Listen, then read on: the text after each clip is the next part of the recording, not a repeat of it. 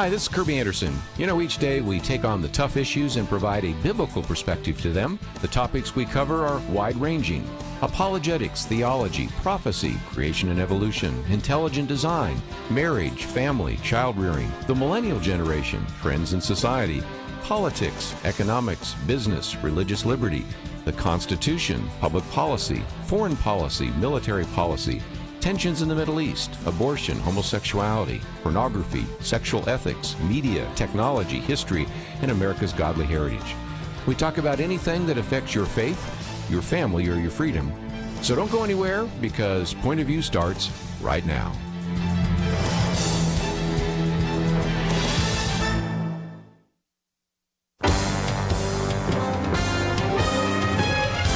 Across America, live. This is Point of View.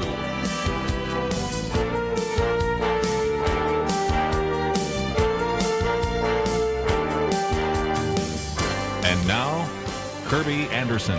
If you listen to this program any length of time, you know that we so often talk about a Christian worldview, and from time to time we also want to help you know how to evaluate other people's worldview. And so this hour we're going to spend some time talking about a new book that really helps you look at it maybe in a little different way. And so if this is something that you've wanted to apply in terms of your own teaching your kids, your grandkids, maybe you teach a Sunday school class, or maybe you just like to know more about it yourself, we're going to be talking about this new book called Inklings on Philosophy and Worldview, a new way of learning about our connections to truth and reality. It is written by Matthew Dominguez, who is an educational trainer and speaker. He has studied at Houghton College at Oxford and has a master's degree from the University of Illinois in Chicago. He is the director at Wheaton Academy in West Chicago, Illinois. He's been a professor and teacher of philosophy, literature, discipleship, and much more. And so we are privileged to have him join us today as we work our way through this book, which is published by Tyndale, and you should be able to find it in your local bookstore. But we also have a link so that you can get it in paperback, Kindle, and a variety of other formats. So, Matthew, thank you for joining us today here on Point of View. Thank you so much, Kerby, for inviting me on. Well, again, this is going to be kind of worldview, and I would encourage people, if they have something to write with, maybe put down IMMT, I for idealism, M for materialism, M for monism, and then T for theism, because in some respects what you do is you take us through some of the kind of worldviews that we are likely to run into, and then we take really kind of a test. We take some time looking at this whole idea of how those worldviews address the issue of reality, and then even talk about how, in some respects, Christianity gives a proper answer to that. Now, I know you've been teaching worldview for some time. This is a second kind of course, if you will, but talk about this, because this seems to be a way that can help, especially young people, but even us old people can benefit from this as well, learn these worldviews and begin to put them in proper categories. Well, I appreciate you setting it up like that. Part of what I want is something that is simple to understand and something that we can really apply so that we can engage with pretty much anybody we bump into in a conversational and a loving way. And I think the 7 questions and the 4 worldviews make it really accessible for pretty much anybody. Yeah, 7 questions, 4 worldviews, so it's easy to follow. But you start off with the word trust. And, of course, that also gets us into the word faith. And you know as well as I do that when I run into people that maybe are really into the scientific method, they might be in that materialistic worldview, they say, I believe in facts. The rest of you believe in faith. You point out very quickly that when you ask your students to come up with anything for which they have 100% certitude, it begins to diminish pretty quickly, because it isn't that we have all these facts over here and everything else is faith. Really, almost everything that we're going to talk about at one point or another requires a level of trust and faith, doesn't it? That's the premise of the way that I teach worldview. And one of the things I love about us admitting and accepting that is it levels the playing field. I can't come, maybe even in an egotistical, I've got it right and they've got it wrong way. I have to humble myself and say, I'm trusting this, and what I'm trusting I believe is trustworthy. But then it allows me to also acknowledge that the other person is doing the same thing. And it creates a wonderful opportunity for unity, and it allows us to see each other eye to eye, which I think is really important. I like how you juxtaposed the science with faith. And I love Chesterton's quote here. He says, "It's idle to talk always of the alternative of reason and faith. Reason is itself a matter of faith. It is an act of faith to assert that our thoughts have any relation to reality at all." By the way, I might just mention that if you love G.K. Chesterton, you're going to love this book because there's a lot of Chesterton quotes in it as well. But before we get into the meat of the book, you not only talk about faith, but you talk about a trust list. And even at the end of each one of your chapters, you have reflection questions, and some of those are about your personal trust list. You have a place where if somebody takes this, they can begin to say, I trust, I trust, I trust. So explain that. What is this idea of a trust list, and how do you take your students through it? Well, I think in regards to my students, especially since I'm in a Christian school, it often comes to a surprise to them that we're believing in Jesus and that I'm believing in God. And I'm trusting that he's saving me. And so I think that's a great place for us, especially as Christians, to start, is that God doesn't say, if you can prove to everybody else that you're right, then I'll save you. Anyone who believes, anyone who trusts in me, then that's where the salvation comes. It comes through that connection. I like starting my students there. Because if they're willing to humble themselves and accept that they are believing, that they're trusting, then from there they build their trust list. Where did their beliefs come from? Well, I'm trusting my pastor. I'm trusting the Bible. And I'm not running around trying to prove that God exists to everybody else. I'm trusting that he does. I think that can be really scary. It often is pretty scary for juniors and seniors in high school. But the freedom comes when they bump into a friend or maybe another teacher, or if they head off to college and they bump into a professor who's not a believer and a believer, and they say, well, I can prove to you that there is no God. What I like empowering my students with is a loving response, a compassionate response, but also they don't need to be afraid of that because that professor is using their trust list. Yes. They're maybe trusting, whatever science, theory that they have. They're trusting their brain. They're trusting their friends. And again, by going through that process, it allows for this engagement with each other that's honest and open and dialogic, really. Right. And again, doesn't set them up for failure. And I've seen that happen sometimes in Christian schools, so I appreciate the way you've done that. Just before we take a break, there is at least one thought that stops thought. That's the G.K. Chesterton quote. It's the thought that ought to be stopped, and that is the idea that some might say, well, since I can't prove anything, I can't believe anything because I have a lack of certitude, then everything's unverifiable, and I just go into some kind of depressed postmodern state. And you take that on as well. Yeah, Chesterton writes about that in Orthodoxy. He calls it the suicide of thought. And I think it's really important to get there pretty quickly because much of our world is wrestling through what is trustworthy. And you can even see, like in 2020, that's bubbling up very quickly to the surface. And often, if we're honest with this and we acknowledge that we can't really verify anything with 100% certitude, falling into that suicide of thought is very scary. Right. Don, one of the things that's helpful, though, is Chesterton, in that chapter, walks us through it, and we realize, wait a second, if I'm choosing to trust thoughts, and I'm trusting the thoughts that got me into this desperate state, well, then, wait a second, I'm choosing to trust this thought as I can't trust thoughts. Wait, that's a mirage. It sure is. A lie there, and I love being able to walk students through that, and you can just see the lights go on and smiles start coming. Because you're like, wait, someone tried to trick me with this. And then the beauty of it is if I'm choosing to trust that thought, there's a certain empowerment of, wait. Yep. We're going to take a break. When we come back, we will continue our conversation as we talk about Inklings on philosophy and worldview. That coming up right after this.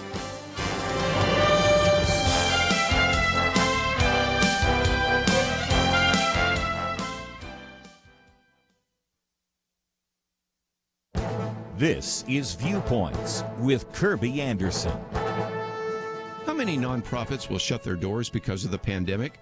That is a question some researchers tried to answer by looking at various financial scenarios. They tried to analyze the financial future of 315,000 U.S.-based nonprofits by considering 20 different scenarios. As a baseline, they concluded that about 4% would close even in the absence of a COVID-19 crisis. Some degree of turnover is likely for a variety of reasons. Then they concluded that using 9 realistic scenarios, that a median of 11% would go out of business. By the way, 11% works out to 34,000 nonprofit organizations shutting their doors. The researchers' most optimistic scenario would only result in 3% of nonprofits shutting their doors. Their most dire scenario would be a loss of 38%, which would mean the end of 119,000 nonprofits. Let me hasten to add that these are scenarios based on limited financial data and a guess about the ability of these nonprofits to weather an uncertain future. One survey concluded that 90% of U.S.-based nonprofits already experienced a reduction in revenue by April 2020. We have seen extraordinary generosity towards organizations and ministries addressing the COVID-19 crisis, as well as giving towards organizations dealing with racial issues. A Fidelity charitable survey also found that 25% of donors say they will give more in the future. So in light of all these facts and figures, I would ask you to consider how you will support your local church and various Christian ministries. These are uncertain financial times, and our donations will help many to survive the COVID-19 crisis. I'm Kerby Anderson, and that's my point of view.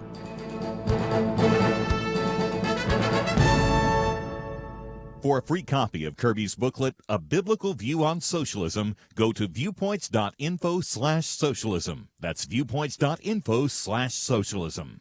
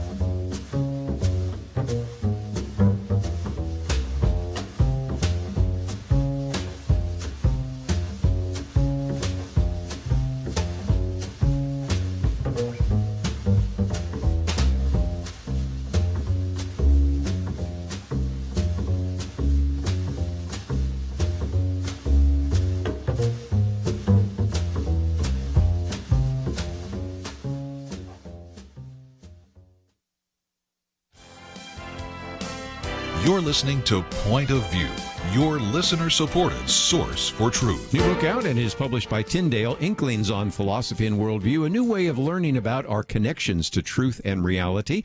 And we've worked our way through part 1, and we're going to focus a fair amount of time now on part 2, which is Philosophy and the 4 Views of Reality. The author is Matthew Dominguez, who is, again, a teacher at Wheaton Academy in Illinois and a graduate of a number of universities, which we've mentioned. And this book is one that you can get both in paperback, Kindle, and a variety of other formats. And the second section deals with philosophy and 4 views of reality. And before we get into those different worldviews, you actually have a chapter talking about philosophy as a practical tool. For some people that maybe aren't familiar with philosophy or avoided classes in philosophy in high school or college, what about that? How do we use some of these philosophical ideas as a way to begin to evaluate these different worldviews that we run into?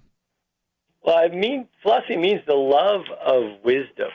And I think all of us are looking for a wise way to navigate each day. Every time we wake up, we have all these decisions bombarding us.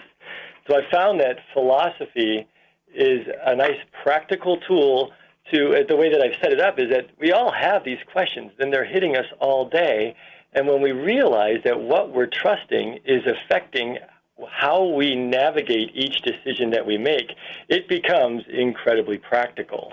We can think of the big questions in life, which I bring up here, but in the book, there's a part where my daughter asked me, what happened to the dog when the dog dies? That's a 4-year-old asking about death. That's a big philosophical question. Or even when we're asking kids in kindergarten to share, well, that's morality and trying to figure that out. And so I think a lot of us think that that's over there in the academic tower when really we're dealing with these big questions every day. And then we're also in such a global community that we are now bumping into different religions, different worldviews all the time on our phones, on the TV, in the hallways, and everywhere we go. So I think it's really important to have something that's simple and practical as we want to try and honor and love. Jesus says they'll know we are Christians by our love. So how can we have a nice, loving way to honor others as we talk to them about what they trust and what they believe? And again, because we are in this sort of global village, remember Rudyard Kipling said, east is east and west is west. No longer, because you are confronted, especially if you go out on the internet, even if you turn on your television set, you are going to be confronted with a lot of different worldviews. And what you've done is broken it down into 4. So we're going to look at 4 kind of categories of worldviews, and there are subcategories underneath each one of those, obviously. Then we're going to look at those 7 questions. But let's go through that, because the first one is idealism. And what you say is that pure idealism views only the spiritual as really real. Now, I don't tend to run into people too often like that, but that is certainly a philosophical option, isn't it? Yes, and I think if we open up to using, instead of comparative religion, which is fantastic, if we approach connecting with other people on just what's really real, the material realm or the spiritual realm, then from there we can build a conversation. And there are people on our planet, I think definitely a hardcore Buddhist is going to say that this material realm is something that we're trying to escape. We want to escape to a perfect place somewhere else in the spiritual realm, right? And so that fits into that category, or where they see the world as a cosmic dance or Maya, and so that is the case. Or, of course, even the idea of the Matrix or something else, that you think this is real, but there's really something else. So that's kind of the idea of pure idealism. But the second one, which I know we're going to probably camp out a lot more, authentic materialism, which trusts only in the measurable material realm. The reality is, Matthew, is a typical student, if he or she goes off to college, sits in a classroom, you can probably assume that the professor is going to actually lecture from that worldview. If you open up kind of a standard newspaper, you go and watch various programs that are on television, most of those are going to be coming probably from sort of kind of a materialistic worldview, aren't they? I would think so, yes, especially in the North American Western culture, where we've landed on really trusting our senses, trusting what we can see and touch and feel, and trusting the cause and effect nature of the world around us. And so then the next one is what you call complete monism. That accepts both the spiritual and physical realms as real, but there's a unity and no distinctions. Now, that gets you into some of the Eastern religions. It gets you into maybe the New Age movement. And as soon as we talked about the fact that you would assume that most of your professors would hold to a materialistic worldview, I am starting to notice, if you go on to various college campuses, which is where I assume many of your students head, some of the professors are really, in a sense, espousing something more like monism than materialism. So what does that look like? Well, and if you don't mind, I'll kind of give context to that. So we all are looking at the world of ideas, and ideas are powerful. The idea of a car could last way beyond the car itself in the material realm. But then we go to materials, and we're looking at the material realm saying, yeah, this is real. I'm pounding the desk, right? That's what we're hearing. And so there's something real here as well. And I think what the monism piece highlights is that, wait, there is a connection between us and in the world. There is a unity. And I think it's interesting that sometimes we shy away from, oh no, this is going to sound New Age because they're talking about the spirit that unites all things. But often in my classrooms when I say, wait a second, Paul says that, right, that Christ is in all things and through all things and holds all things together. And David says, where can I go to get away from your spirit? I can't go anywhere because you're where? Everywhere. And so there is a unity. Paul talks about the unity in the body of Christ. Well, when we get to theism, we also acknowledge a distinction But what monism talks about is there is this unity, and I think you're right. There's a sense of that our world is noticing there has to be more going on than just this material realm. The material realm is in our faces, and we have a body, but there's something spiritual, and that is definitely on the rise.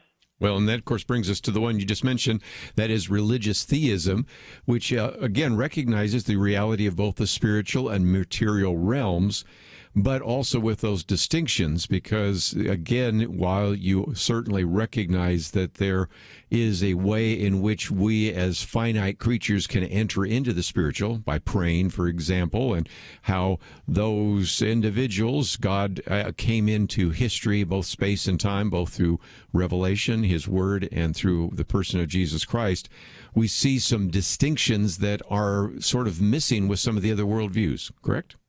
Yeah, and so you realize the difference between idealism, people believing that God is more like an idea or a concept. He's truth, right?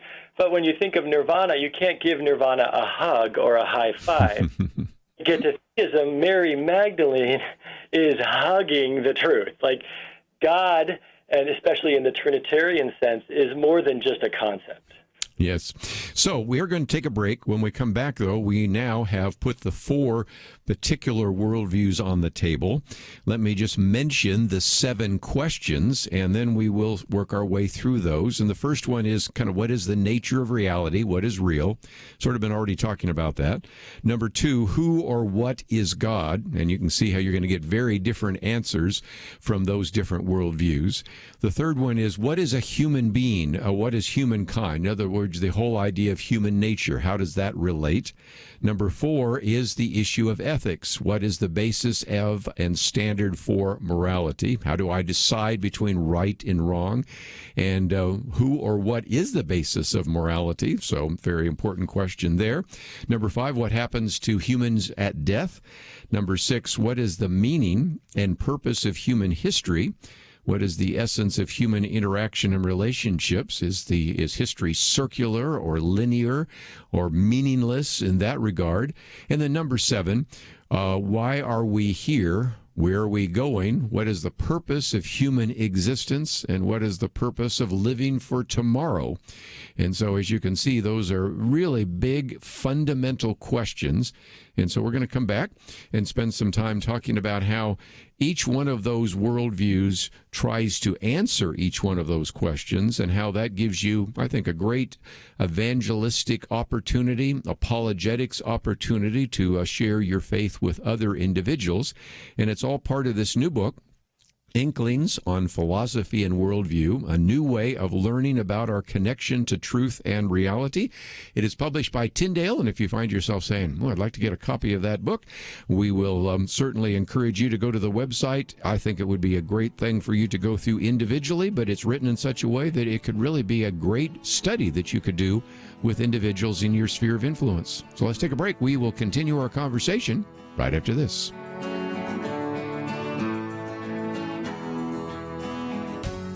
(2020). It's been a pretty eventful year. We've experienced international tensions over the coronavirus and lockdowns, economic uncertainties, cities overrun by protests, rioting, and looters, and coming soon, a presidential election. Question: where will you get real news, credible opinion, clear biblical thinking on the things that matter most? Answer: Point of View Radio with Kerby Anderson and the team. You can make sure their voices continue speaking loud and clear by taking a moment right now and joining the Truth Team. It is easy, but you do have to visit our website or make a quick call. Go to pointofview.net/team or call 800-347-5151. You have the power to make a difference.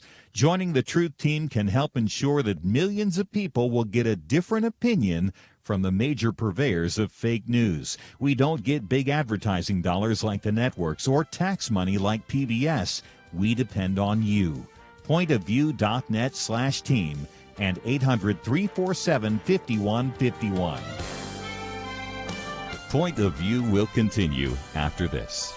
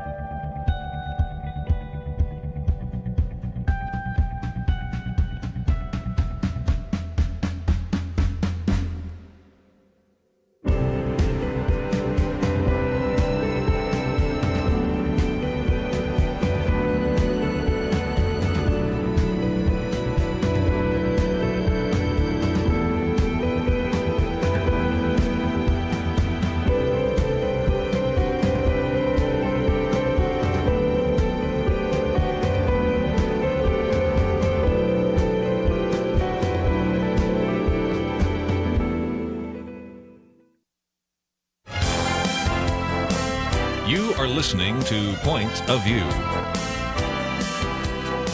The opinions expressed on Point of View do not necessarily reflect the views of the management or staff of this station. And now, here again is Kerby Anderson. Continue our conversation today with Matthew Dominguez as we talk about his book, Inklings, on philosophy and worldview. We've looked at the idea of trust and the nature of reality. At the moment, we're looking at philosophy and the 4 views of reality with these 7 essential questions. And then if we have some time, we'll look at the next section, which is Christ, the fullness of reality, and the whole idea of light and how that fits. But first of all, Matthew, let's, if we can, maybe look at some of those questions. One of those is the nature of reality, what is real? And that's immediately where you see a stark difference between how these 4 different worldviews address the issue of reality. Yeah, I think, and that's important because sometimes I have people, at a conference or even in a classroom or a parent say, well, wait, it seems like you're just kind of adopting that all the truth out there is one big truth. And really, when we look at these 4, anyone who takes some time to process it will realize that not all the religions are saying the same thing. Not all worldviews are the same right at the core. Yes, and that's important because, you go into a typical Religion 101 class oftentimes in major universities, and I've had professors say, all the religions are basically the same. I mean, they differ on some little details, but they're all trying to find God. And I'm going, yeah, they only differ on heaven, hell, God, and salvation, and a variety of other incidental issues here. These are fundamentally, if you will, exclusive views. And so talk about this. How do these 4 worldviews address this issue of reality? So I would say that what I want to set up here is they address the issue of reality by what they're trusting to be real, and then we can follow from there the consequences of that trust. And so idealism is going to trust that the ideas, the spiritual realm, is the real thing. And so for many of us, people have heard that when you die, your life is done, which is a materialist approach. But the idealist would say, actually, when you die and you let go of the body and the material realm, that's when life really starts. The spiritual realm is the real thing. Materialism is saying, you know what, that's all a lie. That's a fabrication, that's imagination. And, C.S. Lewis even said when he was an atheist that's a beautiful lie. But when we look at the material realm, we're saying that the only thing that's real is what we can measure. It's the waves, it's the chemicals, it's the periodic table of elements, and all the consequences and cause and effect of electrons running through everything.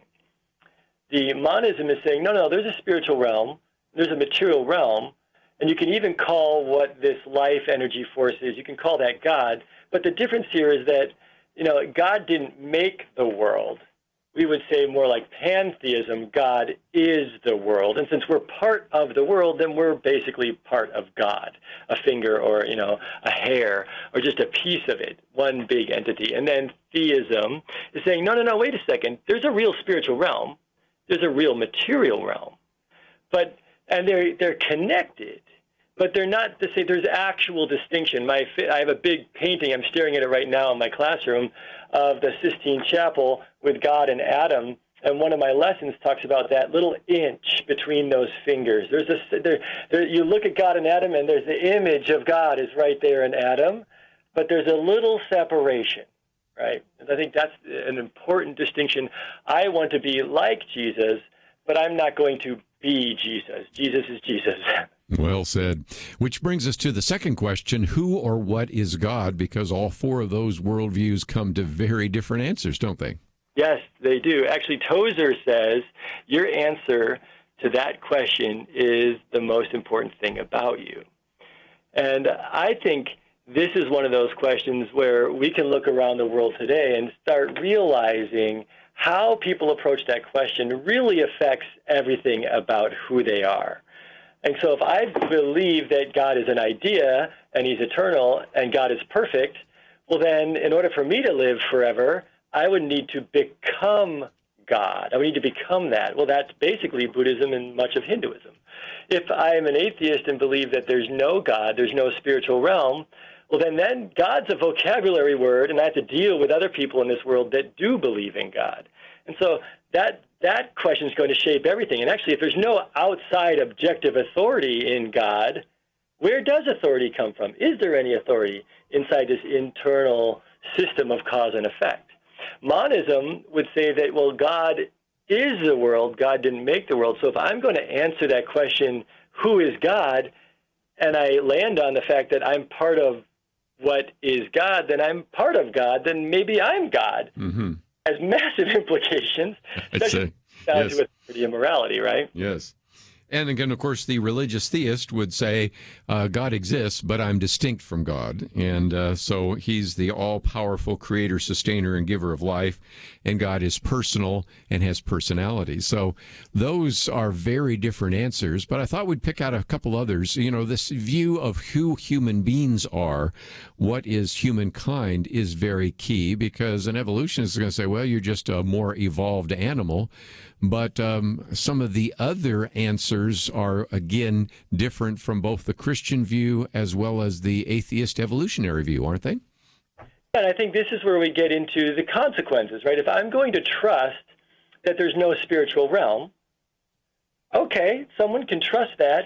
And what I want to do is in a conversational way, talk a student through, you know what, I want you to be able to choose to trust what you want to trust. But if you're going to trust to be a materialist and trust to be an atheist, then what are the consequences of that? What is a human being then? I remember having a world-famous atheist in my classroom, and he read, you know, what do we have in here for what a human being is? And he read it, and he's like, you make me sound like I'm a sack of chemicals. And he goes, which I guess is what I am. You know, like he wasn't afraid of that. He was willing to accept it. And then also process then, if that's true, the consequences of believing that are that there's no free will. Like a computer doesn't make its own choices. It's only responding to stimuli and electrons running through it. Well, what are the consequences of no free will? What happens when there's no, like, morality then actually doesn't exist? And some students think, oh, no, you're coming out hard on the atheist or the materialist. And actually, I'm not trying to build a straw man and knock it down. I'm just trying to say, if you believe that, then these are the consequences. And I just want you to know what you're believing so you can really understand how that fleshes itself out. And if they really do read atheists who are honest and sincere, those atheists will admit there's no free will. There's no, morality is absurd. Life is absurd and ridiculous. Does that make sense? It does. And I think it also relates to something else, and we'll take a break, and that is one of your other questions about morality, because if there is no objective standard and all of it is just choice and there's really no free will, first of all, we can't hold people accountable, yet the whole criminal justice system is based upon the idea that you did something, you knew it was wrong, and you should pay the penalty for it. But more importantly, I get all the time atheists say, well, I can be good without God. You know, don't deny that you can do good things. That's not what I'm saying. But you don't have an objective basis for that. And that's really what you're talking about in this fourth question, because either morality is based upon some objective view, or with the other worldviews, it's subjective, or in the case of materialism, it just is. Richard Dawkins, you know, there's no good, no bad. If DNA basically forces us to dance to its tune, and there's no good or bad, there's no evil, it just is. And so in some respects, that is a very depressing worldview when you realize not only there's no God, but there's no basis for right and wrong, and of course there's no eternal life. And that's why sometimes young people get so discouraged, because if you really embrace that worldview and see its consequences, it doesn't lead you to optimism and hope, does it? Well, it's very challenging to find optimism and hope when there's no sense of autonomy and no chance to really choose that when you're stuck in that system. But I honor Dawkins in the fact that he was at least being open and honest about the consequences of chopping God out. I mean, Ecclesiastes talks about it, and it's in the Bible. If you remove God, then life is pretty much absurd and ridiculous. And the nice thing is that if we have this conversational tone, I can talk to Dawkins and say, oh, so if you're going to choose to trust that, then you accept these consequences. Okay, I want to choose to trust something else that has different consequences. And, of course, if I'm going to trust that God is the authority figure, then that means I don't get to decide what morality is. I have to submit myself to what God says, you know, how his nature and his character and what he says are the rules for the best life possible. Well, Well, let's take a break, and when we come back, we've talked about some of these questions. Of course, we can talk about, is there any meaning to death? Well, if you believe that you live, you die, and you become dirt, then that's not the case. History, well, again, if you don't believe that history is his story or God providing any direction, then it's just sort of meaningless. And most importantly, where are we going? But I wanted to get to the third section when we come back from the break, because in some respects now, how do we apply a Christian view? And Christ, the fullness of reality, is the third section. And it really helps us understand how to apply a Christian view to those worldviews. So we'll continue that conversation right after these important messages.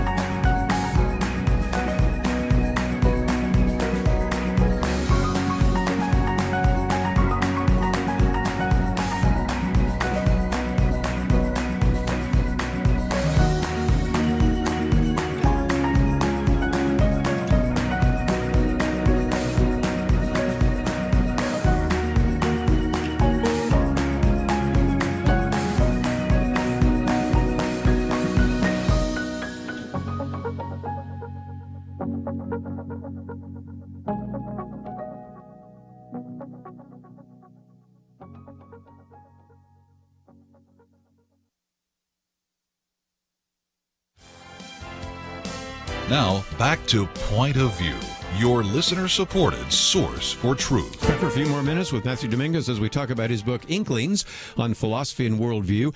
It is published by Tyndale, and of course, anytime you have a book of 200 pages, we won't cover all the chapters, but we have given you a little bit of a sense of what is in the first section, the first 5 chapters on trust and the nature of reality. Then we've been talking about part 2, philosophy and the 4 views of reality as well. But I wanted to focus, before we run out of time, on this this third section, Christ, the fullness of reality, and you uses a great illustration. You can kind of think of a chandelier, and in the middle you've got this light, and it's Christ, who is, of course, the light of the world, and then you have some other smaller lights on that chandelier, and you use that, Matthew, as a way to, first of all, give us a sense that we as Christians have the light, and we should certainly always be prepared to make a defense, and we should do that in a gentle and respectful way, or with gentleness and respect, depending on which translation you have. And so you use this as a way of saying we can use our Christian view to gently, but hopefully with some intellectual integrity, challenge or begin to question some of the other views that we've just been talking about in terms of worldview. So how do we go about doing that? I appreciate how you described that. Thanks so much. One of the keys to this whole approach was that love and honor and dignity and respect. And I remember growing up, like, thinking, okay, I've got the light of Christ, and then nobody else does, and so I got to go out there and tell them that they're all wrong. And there was some sense of, like, always an inkling, there's the word, that something's off there. And so the metaphor that's used is the chandelier, and so I can talk to my atheist friend, right? And they can talk about cause and effect in the material realm.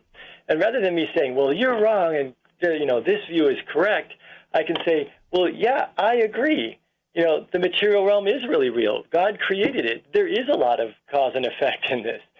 But if you're only going to believe in the material realm, you're missing out on all this other light that is available for you in the truth of Christ. Because Christ not only has a body in the material realm, if God puts on a body, matter matters all of a sudden, right?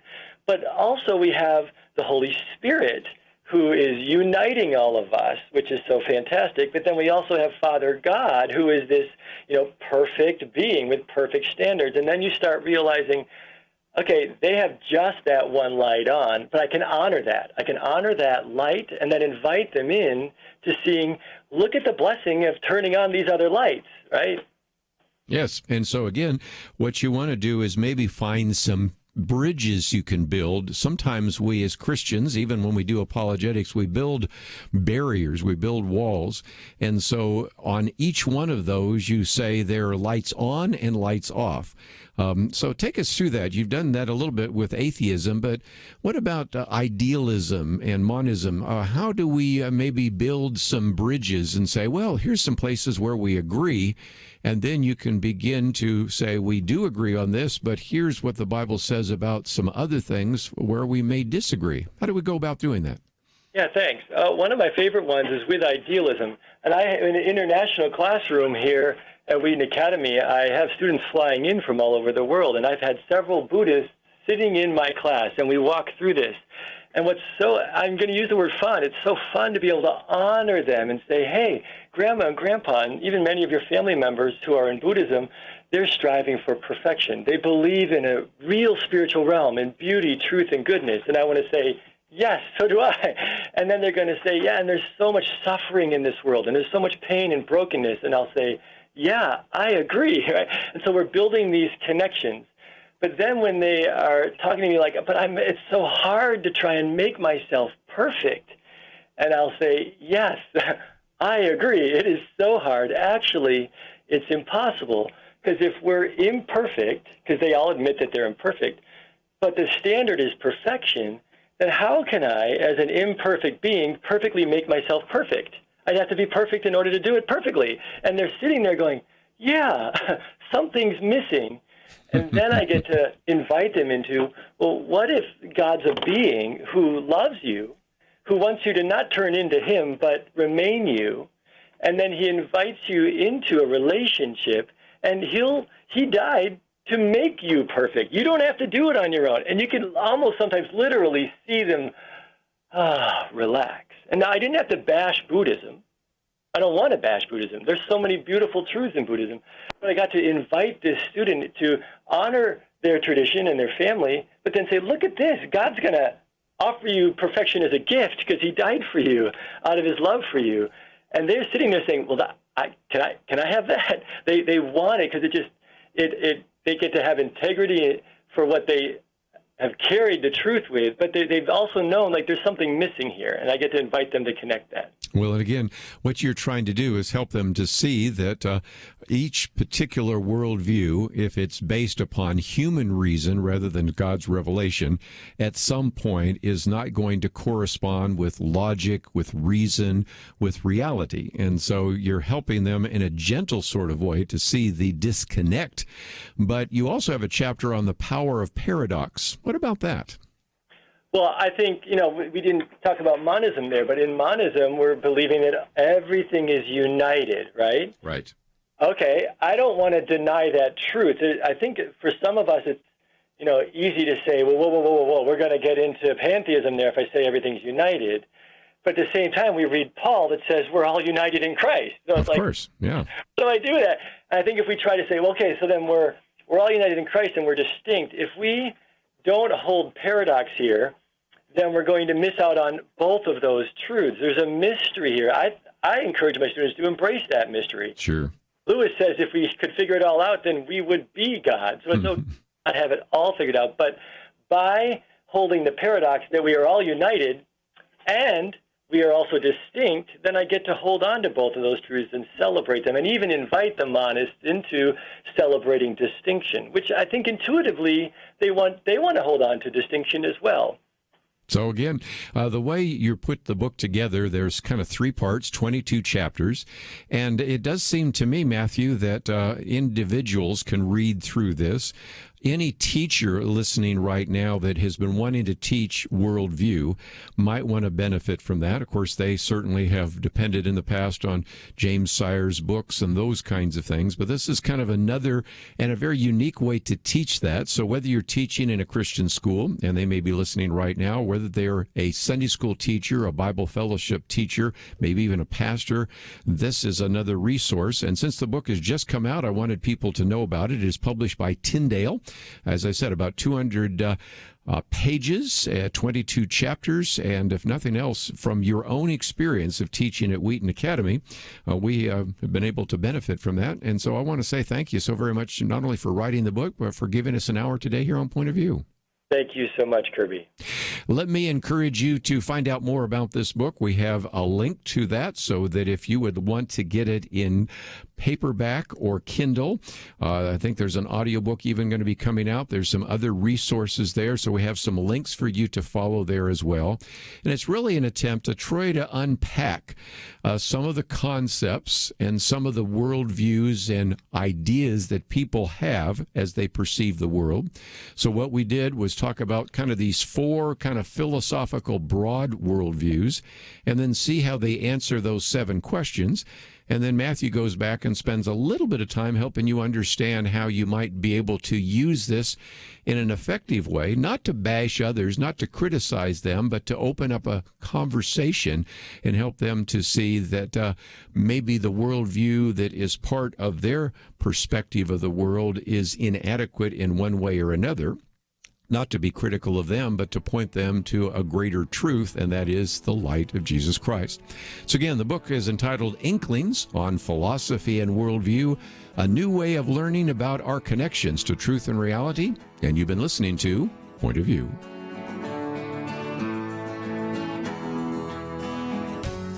"2020.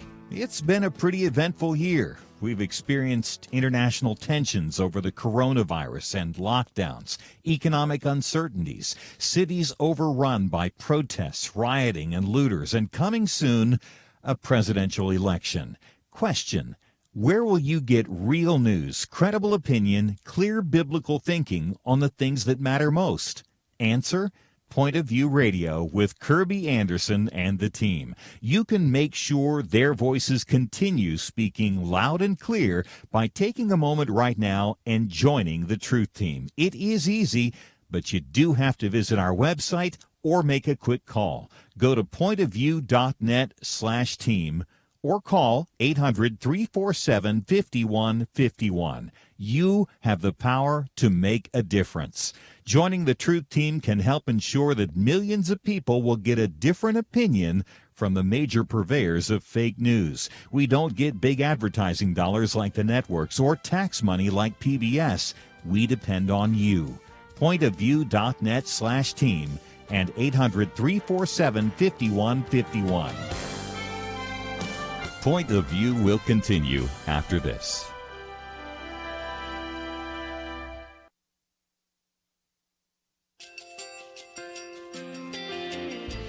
I just want to thank you so much for all the wonderful programming you have. You're just absolutely fantastic. I recently started listening to Point of View, and I really found it interesting because of the different subjects you cover. Thank you for that. I really appreciate everything that you do in keeping us informed. Thank you, Kerby, for everything that you have been doing. I appreciate all the work that you're doing, advocating for the Word of God. Thank you so much. Point of View, I think, is absolutely necessary because it's a Christian perspective, a biblical worldview perspective, and receive very current, up-to-date information about what is really going on, week to week in our culture, which is changing so rapidly, and yet it's morally sliding backwards.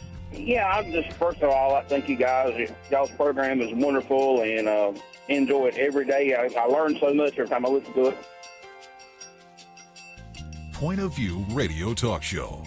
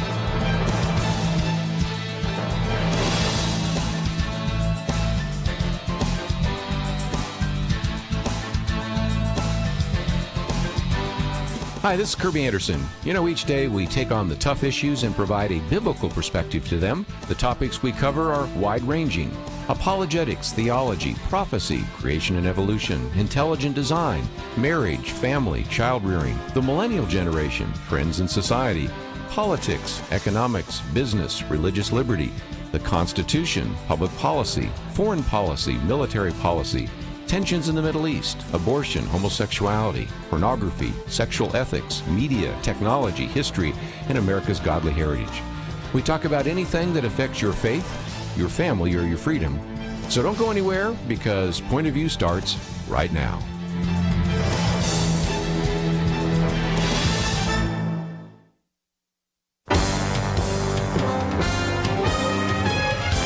Across America, live. This is Point of View.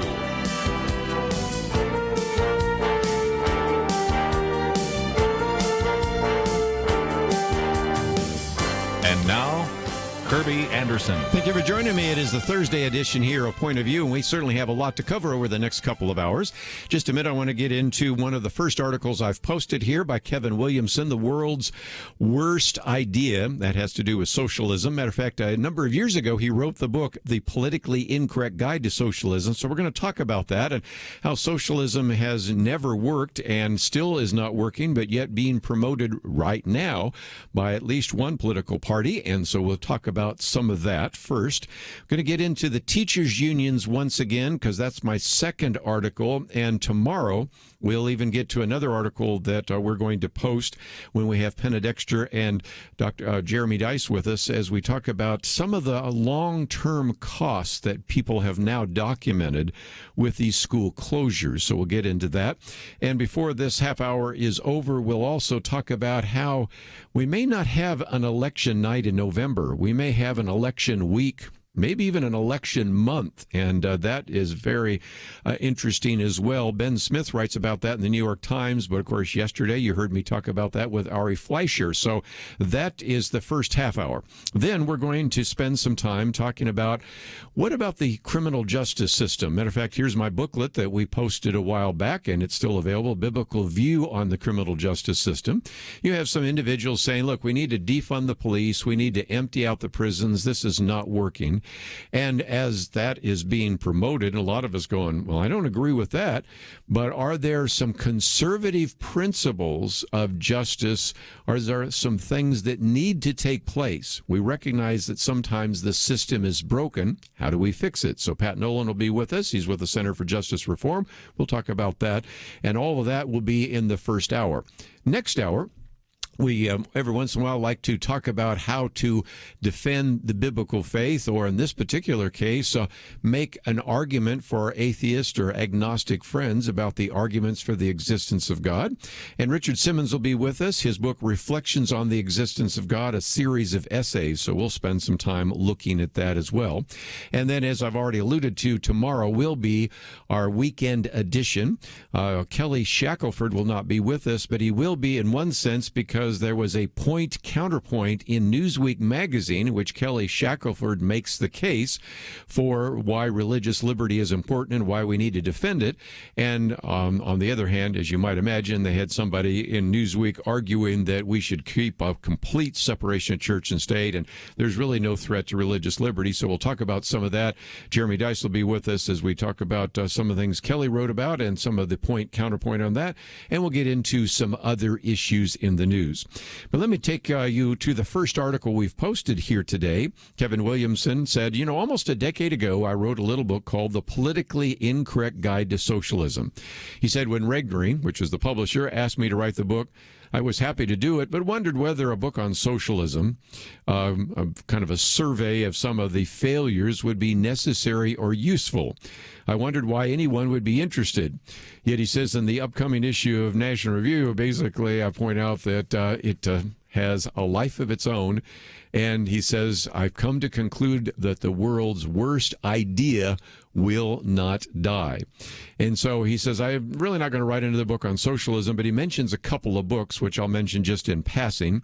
And one is Ian Murray's book on the socialist temptation, in which Murray takes on some of the, if you will, lies about socialism. One of those is real socialism has never been tried, some of the cliches of socialism. And he emphasizes that historically socialism has consistently delivered the opposite of its promises.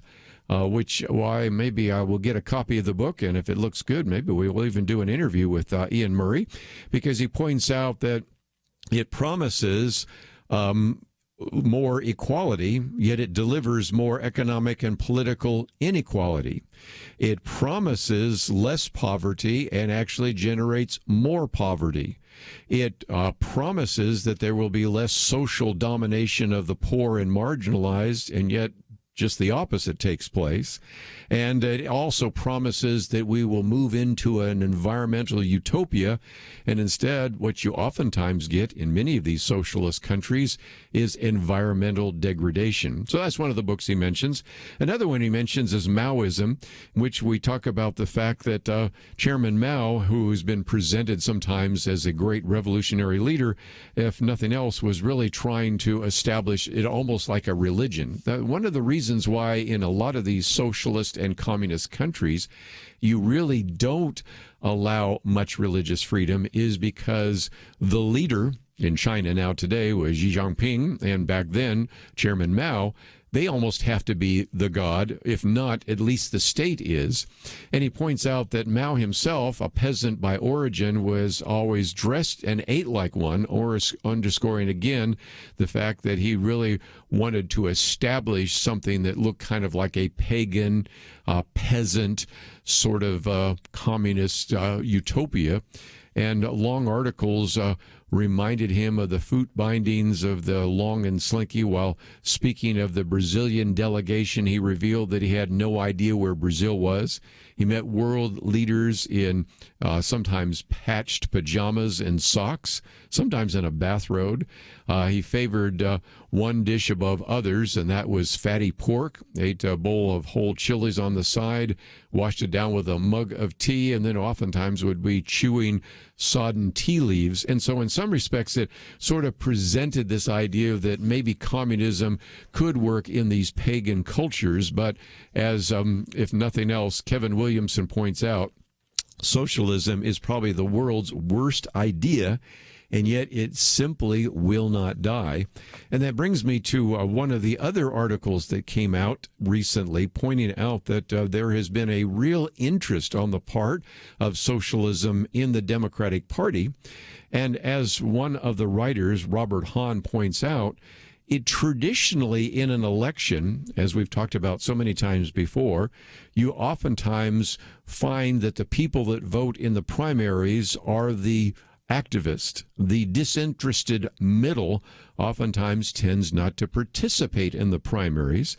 And so as a result, it's true, he points out, in the Republican Party, oftentimes the individuals that are going to win the primary are a little bit more kind of libertarian, have a distrust of government, maybe even pro-life. But what has happened over time in the Democratic Party is something that has become what he calls pure leftism.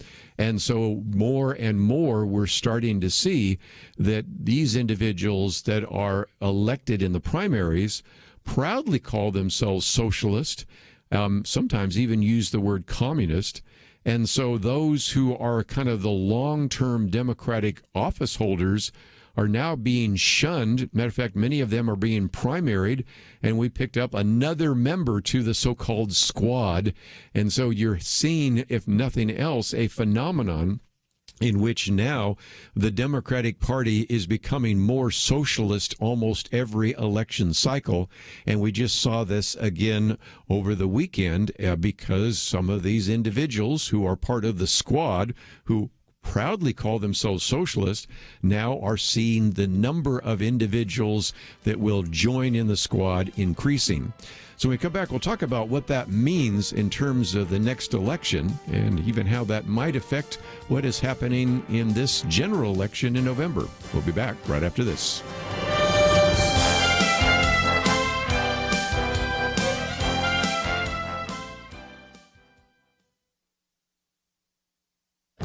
This is Viewpoints with Kerby Anderson.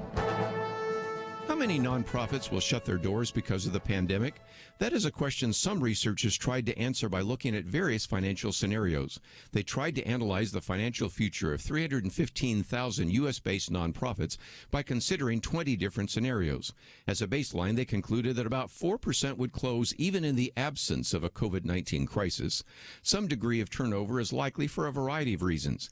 Then they concluded that using 9 realistic scenarios, that a median of 11% would go out of business. By the way, 11% works out to 34,000 nonprofit organizations shutting their doors. The researchers' most optimistic scenario would only result in 3% of nonprofits shutting their doors. Their most dire scenario would be a loss of 38%, which would mean the end of 119,000 nonprofits. Let me hasten to add that these are scenarios based on limited financial data and a guess about the ability of these nonprofits to weather an uncertain future. One survey concluded that 90% of U.S.-based nonprofits already experienced a reduction in revenue by April 2020. We have seen extraordinary generosity towards organizations and ministries addressing the COVID-19 crisis, as well as giving towards organizations dealing with racial issues. A Fidelity charitable survey also found that 25% of donors say they will give more in the future.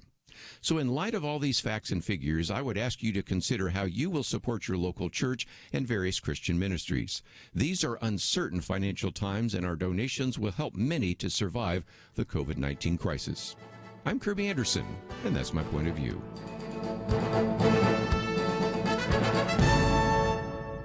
For a free copy of Kerby's booklet, A Biblical View on Socialism, go to viewpoints.info/socialism. That's viewpoints.info/socialism.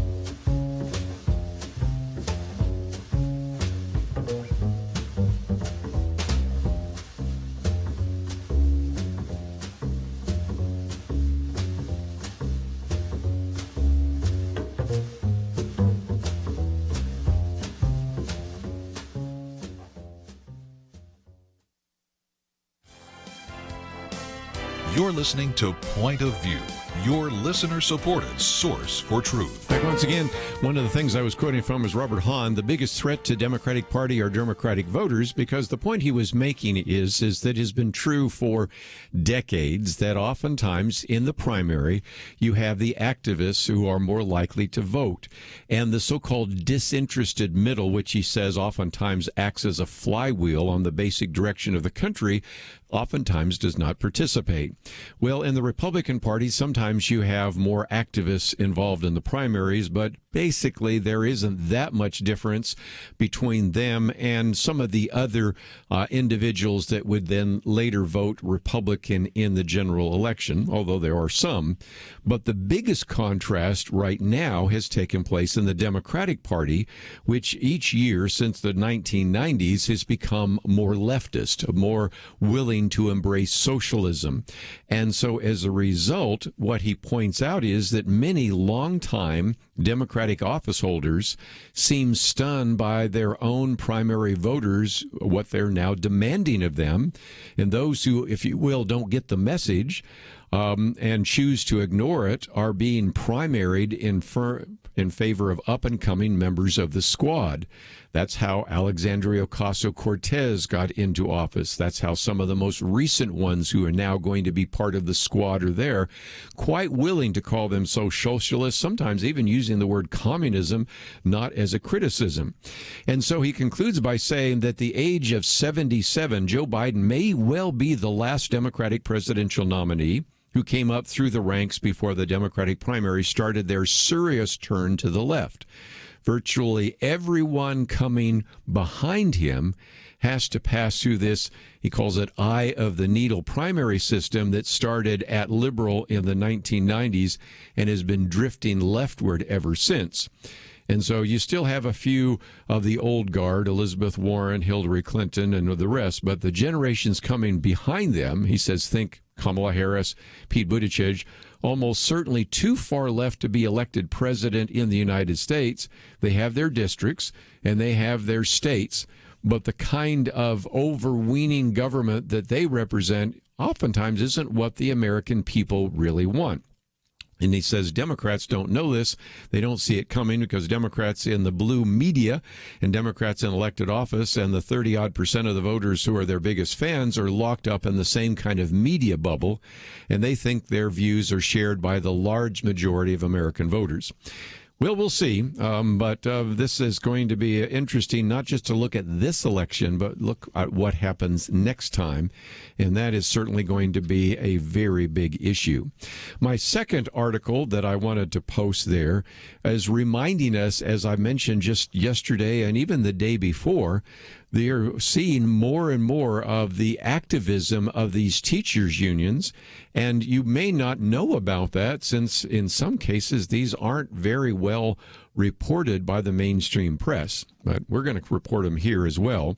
And this particular article that appeared in the Federalist by John Daniel Davidson says, it's not enough that public school teachers and college professors are beginning to challenge all sorts of things. Like yesterday I talked about, is math or grammar racist? They're starting to promote things like the 1619 Project.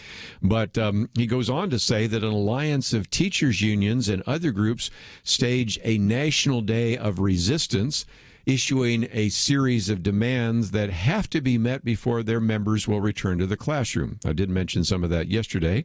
And he says, well, what do they want? Well, rents and mortgages canceled, a massive infusion of federal money from taxing billionaires and Wall Street, moratoriums on new charter schools and voucher programs and standardized tests, and police-free schools. That's pretty interesting. In addition to that, then he starts taking you around the country. I'll just give you a couple as the illustration here. In New York City, you had one group demanding that the teachers not even think about returning to the schools until you've had a minimum of 14 days without any new COVID-19 cases in New York City, which is never going to happen. During the protest on Monday, hundreds of these teachers in New York City marched with handmade coffins and a guillotine, chanting words to slogans like, "Children can't learn if they're dead." Okay, let's head up to Massachusetts here. In Massachusetts, the state's second largest teachers union, demanding only a remote-only education and instruction. Let's head down to Texas for just a minute. Austin, Texas, the teachers' unions have issued a lengthy list of demands, including no in-person instruction until mid-November at least, a guarantee of full pay with no layoffs or furloughs, and all employees having the right to refuse to return to work if they feel unsafe. And then, of course, we've mentioned before the largest teachers union in Los Angeles demanding a list that goes on for some time, but most of the demands have nothing to do with education and nothing that the school district has power to do, like the passage of Medicare for all, the passage of a California wealth tax, a federal bailout of the schools, and a defunding of the local police. So if nothing else, John Daniel Davidson comes up with a different line. Yesterday we talked about how the editors of the Wall Street Journal called extortion. John Daniel Davidson says this amounts to political blackmail, whatever phrase you want to use. But again, the teachers' unions know, he says, that millions of parents can't afford to stay home from work to educate their kids, nor can many afford private school or public private tutors. They think they have leverage, and in many places he says they do, if only because city and state elected officials are unwilling to stand up to them. And what all this presents, he says, for leaders willing to see this as an opportunity to bust the teachers' unions and give power to parents and families. But if nothing else, how you would do that, maybe educational savings accounts and a variety of others. And as we've pointed out before, and I've posted this article for tomorrow to discuss with Penna Dexter and Jeremy Dice, we have now this very long commentary by Christina Ramirez on the cost of health to young children, the cost of learning, and a variety of others, because we now have some incredible surveys and research that has been done on what has been the impact of closing these schools and what will happen if we do not reopen the schools. And so you're starting to get right now kind of a patchwork quilt of some school districts that are opening with certain kinds of safeguards and other school districts that won't open at all. And it all brings us back to this second article that I've posted here for you to see on the teachers' unions and how some of them are using that as leverage to get certain political advantage taking place as well. But just before we take a break, I think we might as well start preparing everybody for the fact that we probably will not have an election night. We'll probably have an election week, maybe even an election month. Ben Smith, writing for the New York Times, basically has said there has been a constant shift away from a single-day in-person election. In 2018, again, those were midterms, only 60% of the votes were cast on election day, so that is changing dramatically. Then goes on to point out that there are people raising significant questions. First and foremost, of course, President Donald Trump about mail-in balloting and where that goes. And yet the media still is going to try to have an election night, which is usually where they gather together the results from 50 different states and then tries to tabulate that and come to a conclusion. But now some people in the media are starting to say, this is not going to work. NBC's Chuck Todd has a piece called First Read, and his newsletter is now starting to talk about an election week rather than an election day. And so you can begin to recognize some of this when you looked at the Iowa caucus. Remember that back there in February, where the media was ready to announce who won the Iowa caucus, and it went all night, and we never had answers. There was a count-up clock, and they never got that.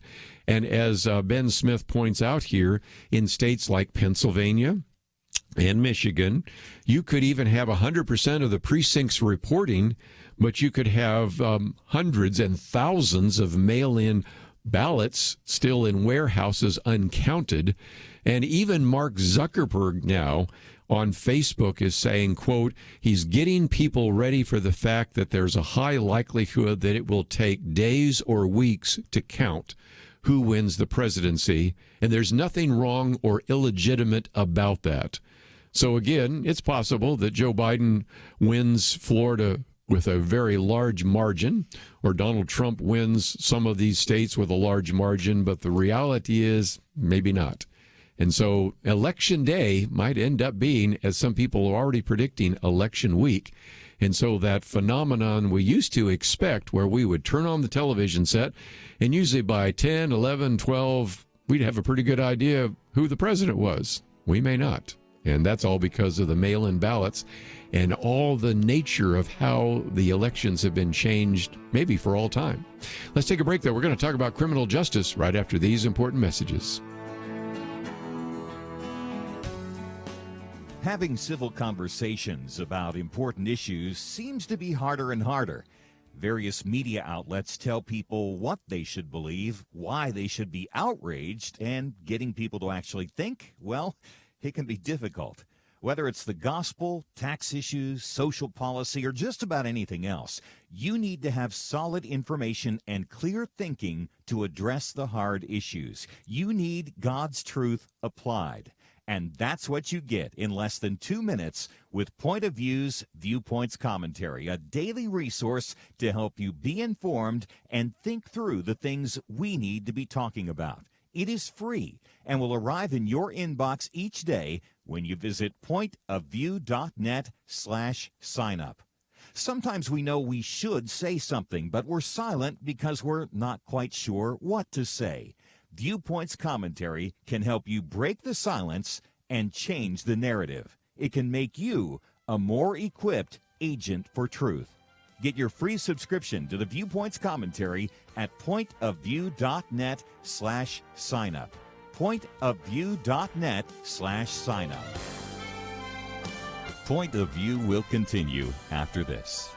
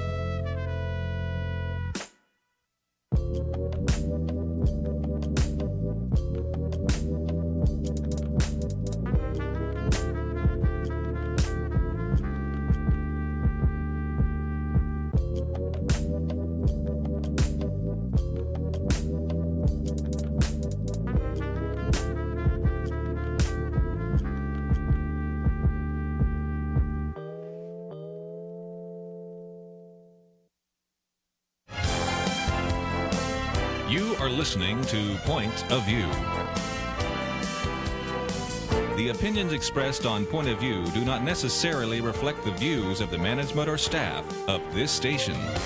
And now, here again is Kerby Anderson. We'll spend some time now talking about the criminal justice system. You may have this booklet I put out a while back on a biblical view of criminal justice, and that is just one of the issues that we certainly need to address, because you have certainly noticed, as we've talked about on this program, individuals saying, well, the criminal justice system in America is broken, so we need to defund the police, we need to maybe just empty out the prisons. This is not working, and I think we say, I don't like those solutions, but okay, do we have some better solutions? And so that's why we have made available to you some information that will link you to conservativejusticereform.org. There's a download there on conservative principles of justice, and to help us understand some of that, we go to Pat Nolan, who is the director of the American Conservative Union Foundation Center for Criminal Justice, an individual that has been looking at, for example, the skyrocketing cost of prison, fiscal responsibility of the criminal justice system, the need for reforms for nonviolent offenders, and he has been a leader in the Right to on Crime Project, has both a bachelor's degree in political science as well as his law degree from the University of Southern California. And Pat, thank you for joining us today here on Point of View. Oh, well, thank you so much, Mr. Anderson, for having me. And in something we maybe start with is we recognize that the criminal justice system is broken, and you not only come to that decision looking at it from an intellectual point of view, but also from an experiential point of view as well, don't you? Yep. Sadly, I was the Republican leader of the Assembly in California, and just 5 votes away from dumping Willie Brown and becoming Speaker when the FBI raided my office in a very public way just 7 weeks before the election. And they spent 5 years digging through trying to find something. At the time, I thought the FBI was upright. We now know, unfortunately, that it's not. But I ended up going to prison for little over 2 years. The alternative would have been to fight in court, but my children were young. They were 5, 4, and 10 months old.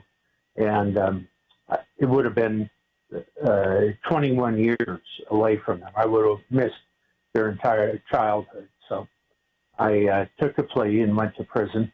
But God had a purpose in it, which my wife and I both said from the beginning, the night that they raided my office, that we didn't understand why this was happening, but we knew God, his plans are always good, and we looked forward to the good that he would bring of it. And while I was still in prison, Chuck Olson reached out to me and said, would I come and join him and head up Justice Fellowship to help reform the criminal justice system based on biblical principles. And I did that. What a blessing it was to work with Chuck. Sure. But while I was in prison, I saw first of all, how difficult it was to practice my faith. I assumed that even an atheist warden would do all he could to encourage religious involvement. I found just the opposite. It was...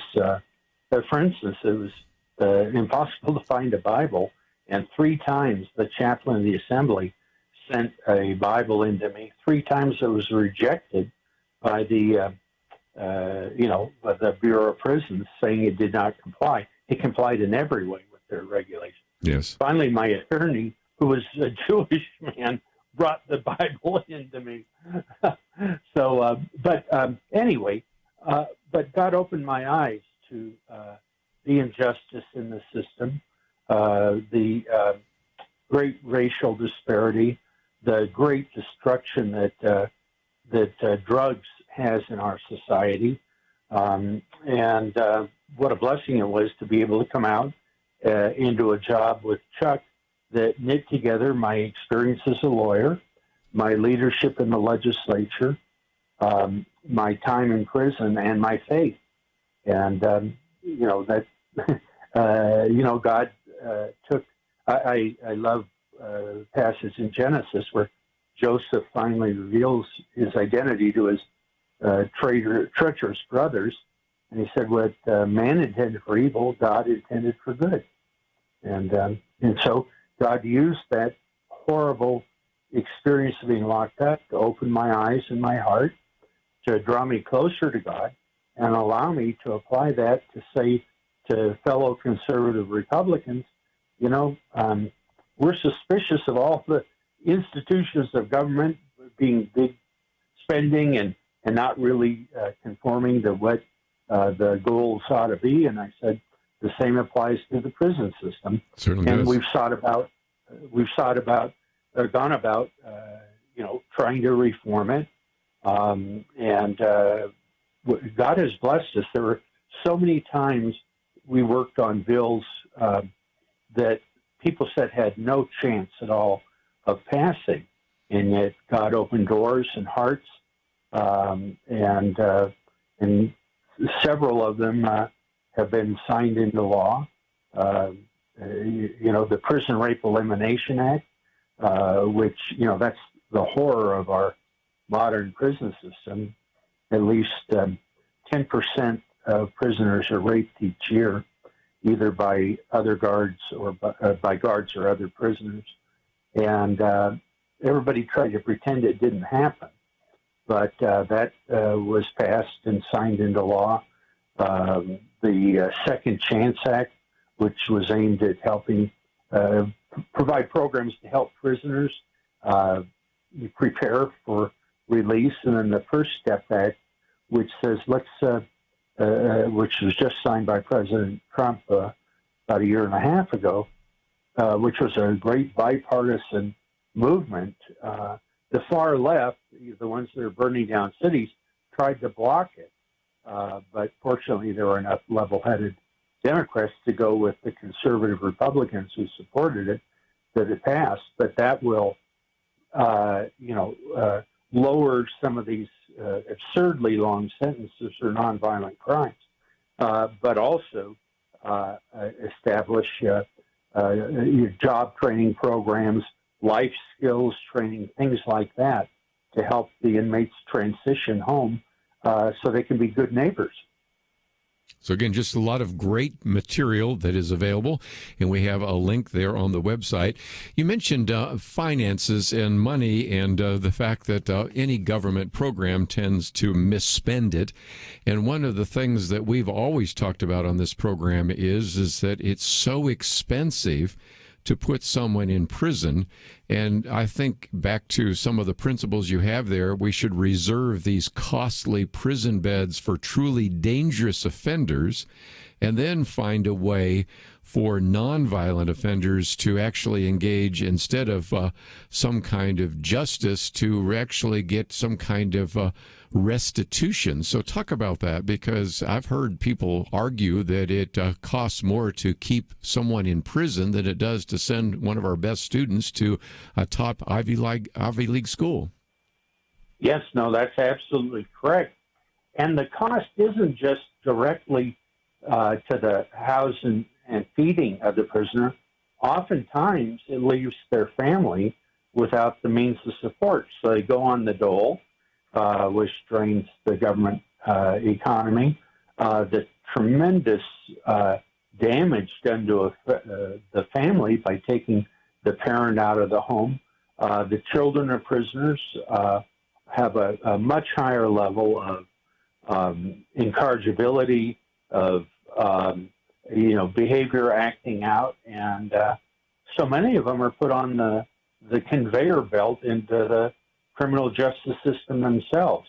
Yeah. So we advocate, we need to hold people accountable for their actions, but it shouldn't always necessarily involve imprisonment. And one of the efforts we're making now is trying to allow the judge to consider the family, the impact on the family, so that it's not automatically prison time, but for nonviolent offenses, that they look at what's in the best interest of the children as a factor. They're not allowed to do that now. Yes. And, and of course, the church plays a crucial role, because, they're the ones that can come alongside that family that's struggling. maybe with drug addiction, maybe with, domestic violence. The church can help in a way, government programs can't love people. Sure. But people can. Let me jump in here real quickly. We have a mandatory break, but when we come back, I want to talk about that because we've had Professor Byron Johnson on, More God, Less Crime, and we have certainly talked so often about various prison ministries. So what can Christians, what can the church do, and how can we address this issue of the criminal justice system? So we'll continue our conversation with Pat Nolan right after this.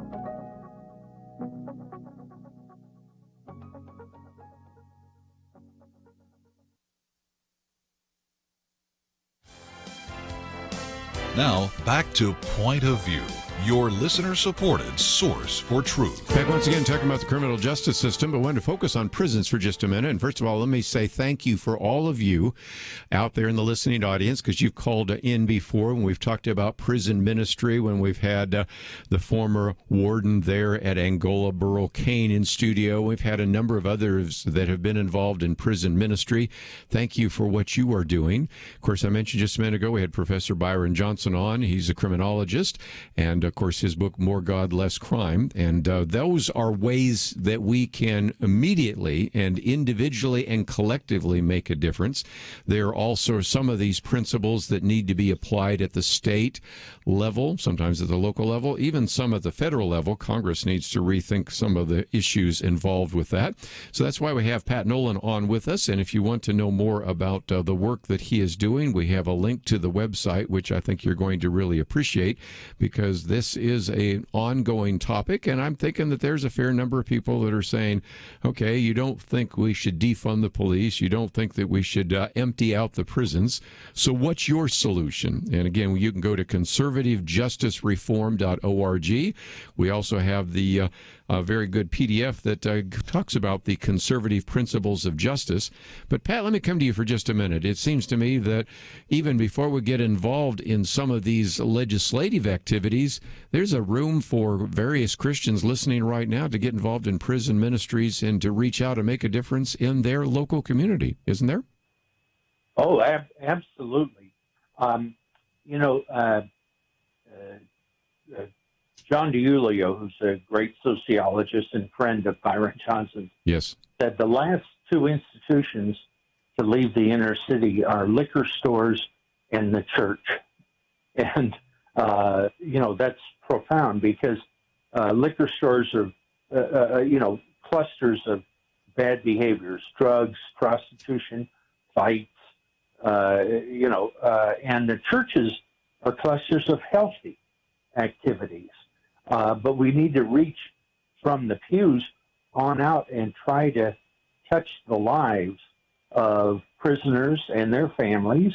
Dr. King said, to change someone, you must first love them, and they must know that you love them. And that's what the church does. They're the arms of Jesus reaching out and touching those people. Our civil system does nothing to try to change the hearts of offenders, but the church does, because part of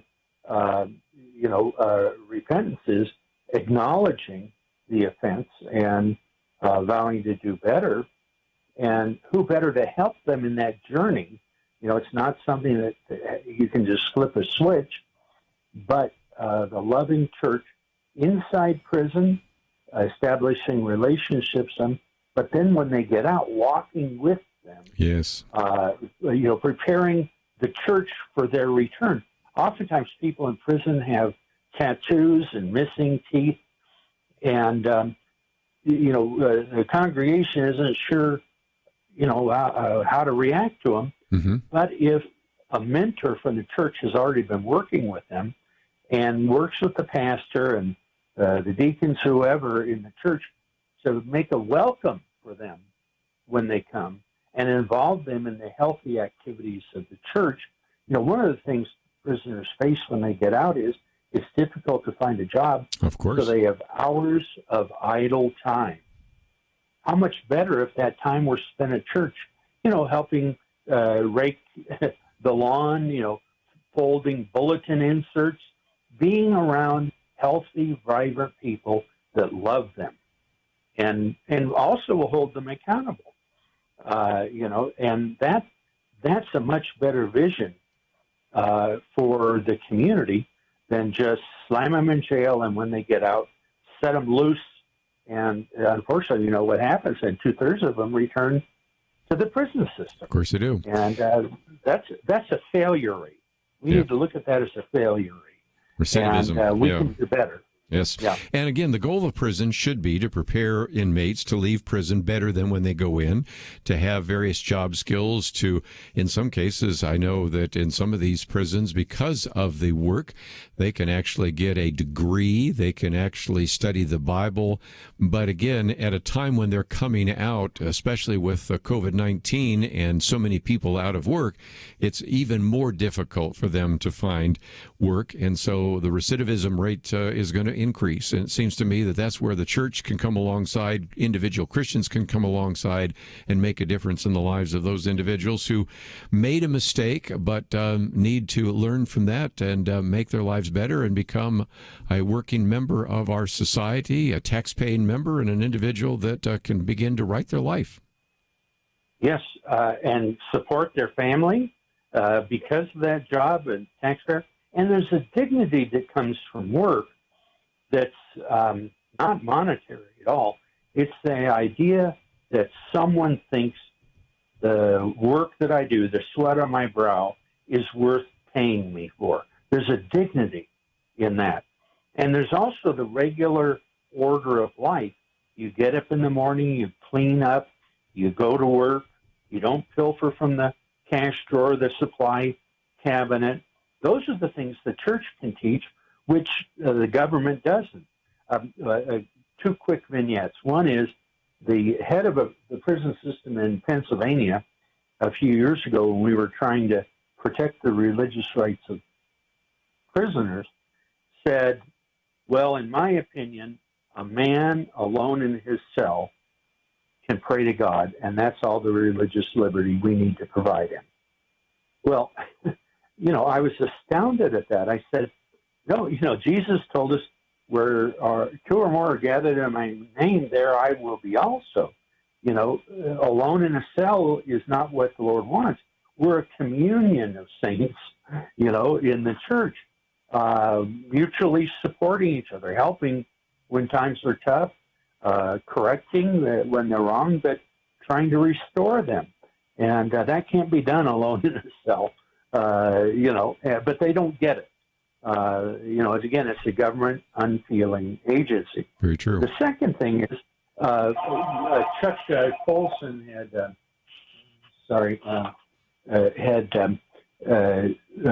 introduced me to a man that was on the Federal Reserve Board. And in fact, he was the managing director of that. And when he retired, he bought some companies that were struggling.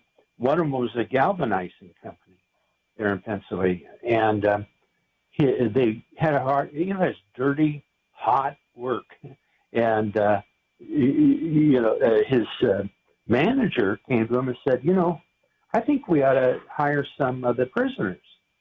And his boss said, why in the heck would we do that? He said, well, Jesus told us to. And his boss said, well, okay, if you think you can make it work, go ahead. What a great story. Well, it turns out they are so pleased with the work of those former prisoners.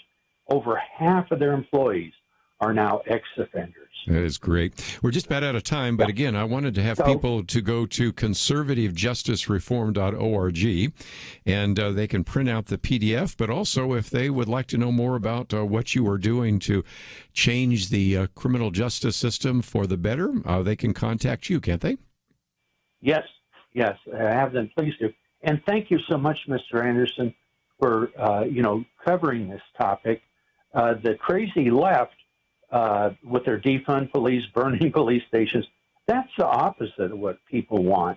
We need to show them how they can live in safe communities, and the church is an important part of that. I think so.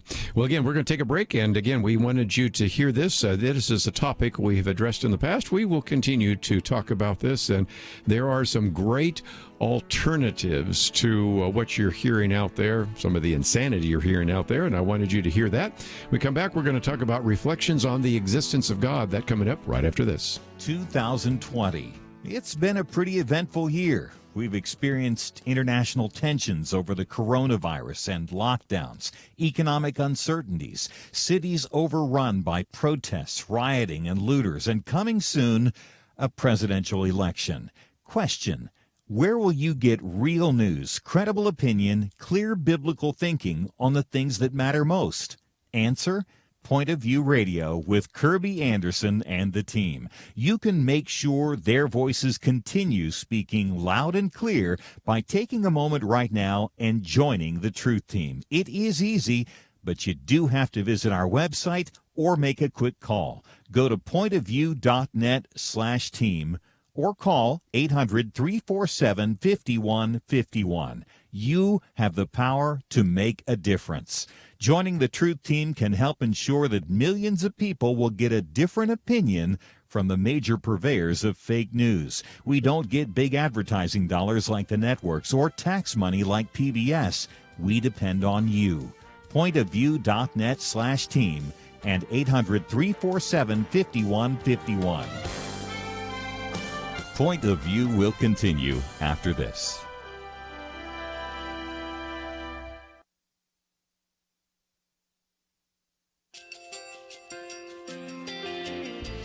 I just want to thank you so much for all the wonderful programming you have. You're just absolutely fantastic. I recently started listening to Point of View, and I really found it interesting because of the different subjects you cover. Thank you for that. I really appreciate everything that you do in keeping us informed. Thank you, Kerby, for everything that you have been doing. I appreciate all the work that you're doing, advocating for the Word of God. Thank you so much. Point of view, I think, is absolutely necessary because it's a Christian perspective, a biblical worldview perspective, and receive very current, up-to-date information about what is really going on, week to week in our culture, which is changing so rapidly, and yet it's morally sliding backwards. Yeah, I'm just, first of all, I thank you guys. Y'all's program is wonderful, and enjoy it every day. I learn so much every time I listen to it. Point of View Radio Talk Show.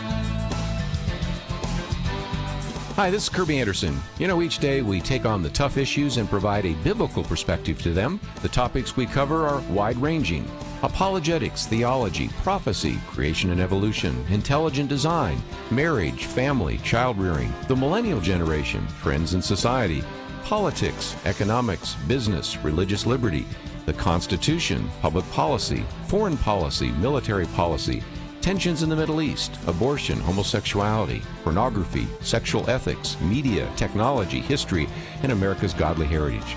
We talk about anything that affects your faith, your family, or your freedom. So don't go anywhere, because Point of View continues right now.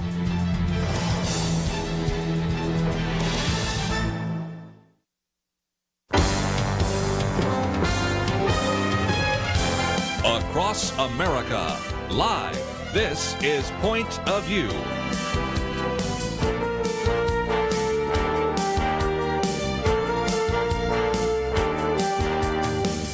And now, Kerby Anderson. So often here on Point of View, we talk about how to articulate a biblical worldview, but we also want to teach you how to defend a biblical worldview. And that's why we are going to focus some time and attention on this new book, Reflections on the Existence of God, a series of essays, 10 chapters with a series of essays, anywhere from 5 to 8 essays within a chapter, which help you begin to know how to address some of these issues. And this is a book that you might want to hand to a friend, a neighbor, coworker. It's certainly something you may want to read as well to prepare you and educate you about these very important issues. It's written by Richard Simmons III, who is the founder and executive director of the Center for Executive Leadership that is located in Birmingham, Alabama. He's a graduate of Georgia State, and also we've talked with him in the past about his book, Reliable Truth, The Validity of the Bible in an Age of Skepticism. You may be familiar with some of his other books, Wisdom, Life's Greatest Treasure, The True Measure of a Man, Reason for Life, Why Did God Put Me Here? And so, again, he is an individual that brings a lot of that expertise, has an economics degree from the University of the South, and is joining us now by phone. Richard Simmons, welcome back to Point of View. Thanks, Kerby. It's a real blessing. Well, it always is. And in some respects, you're writing this because you see that the so-called new atheists are out there trying to, if anything, convince the younger generation, as well as even the older generation, about the fact that it's fallacious to believe even in the existence of God.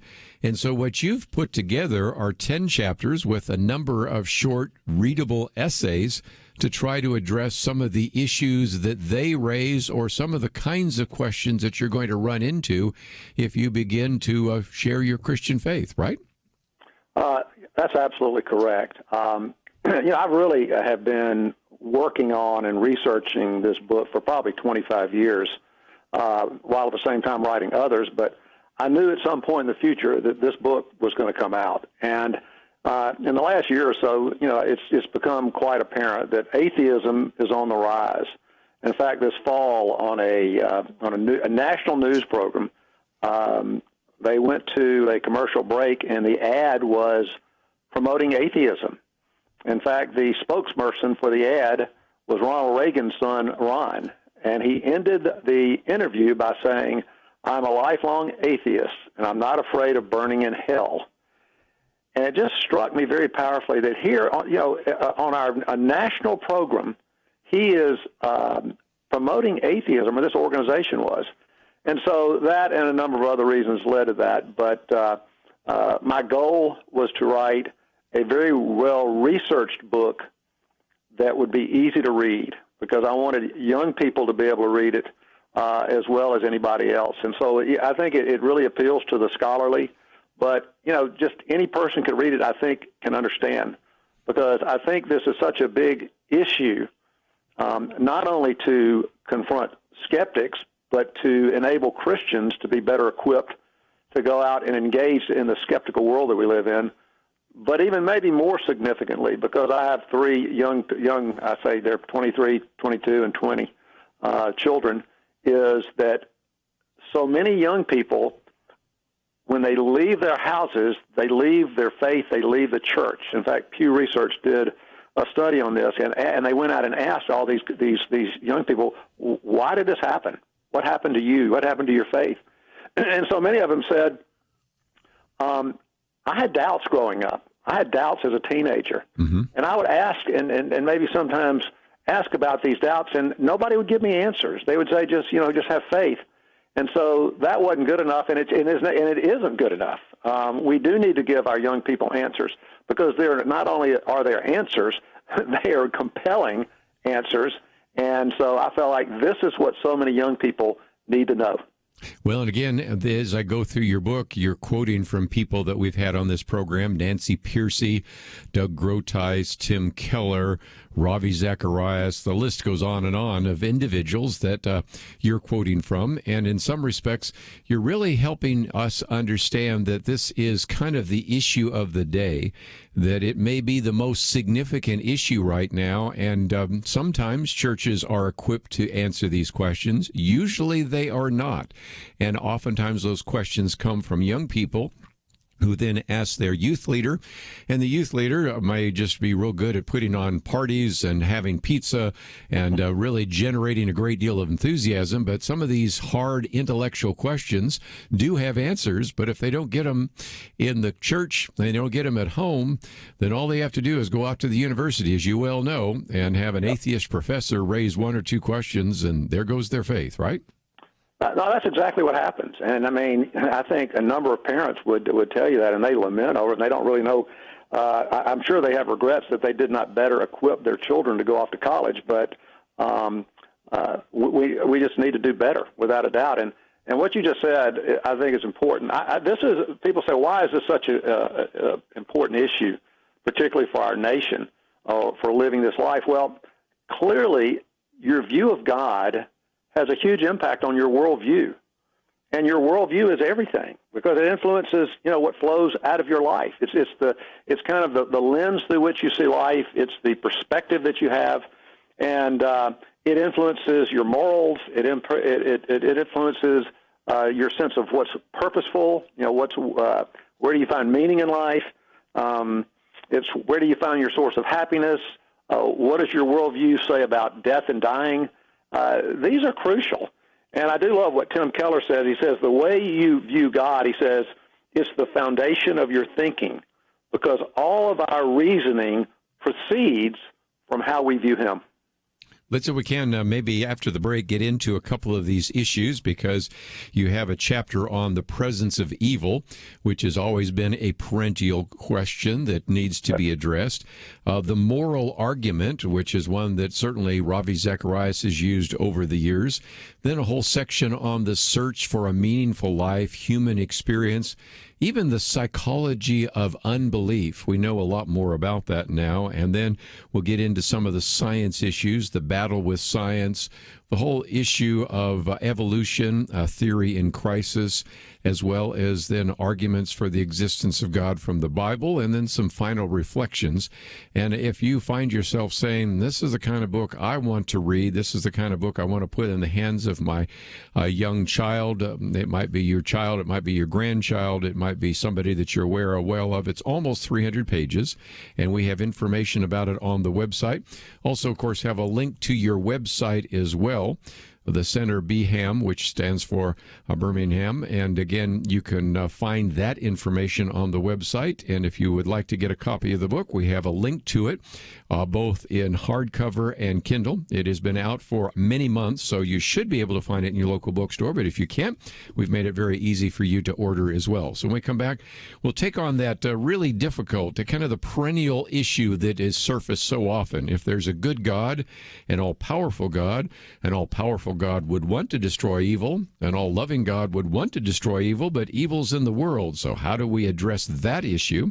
Then we'll get into some of these other issues that are raised so often by atheists and see if we can come up with some biblical answers. We'll do that right after these important messages.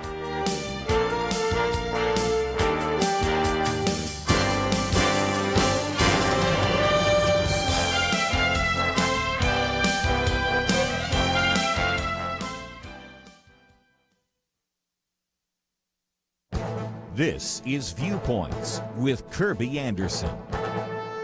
How many nonprofits will shut their doors because of the pandemic?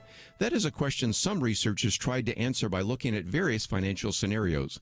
They tried to analyze the financial future of 315,000 U.S.-based nonprofits by considering 20 different scenarios.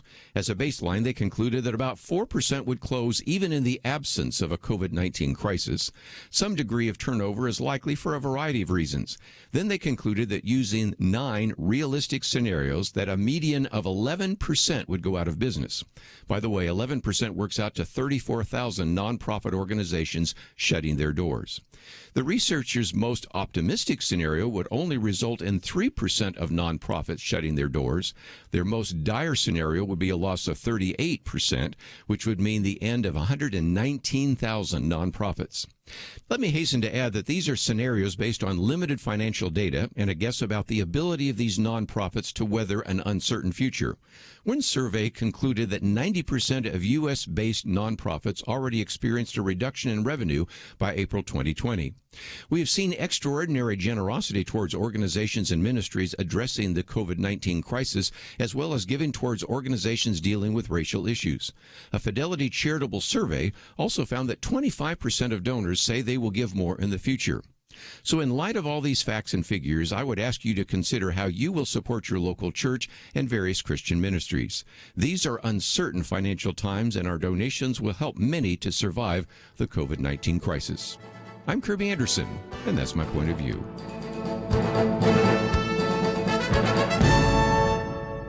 For a free copy of Kerby's booklet, A Biblical View on Socialism, go to viewpoints.info/socialism. That's viewpoints.info/socialism.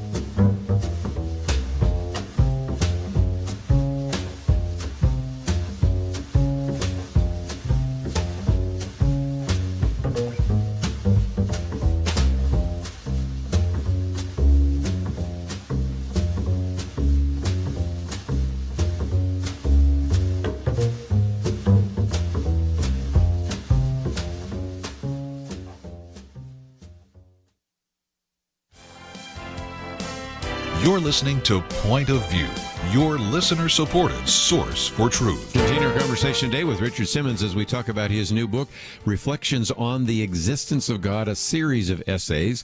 And this first significant chapter has a number of essays dealing with this issue of evil. So if nothing else, Richard Simmons, let's see if we can talk about that. It is one that is surfaced all the time. It shows up in almost every discussion. It has been around for some time, but how can we, without getting into lots of detail, maybe take a couple of the essays that you have here and begin to at least start to answer some of the questions about how evil could exist if indeed God exists? Mm-hmm.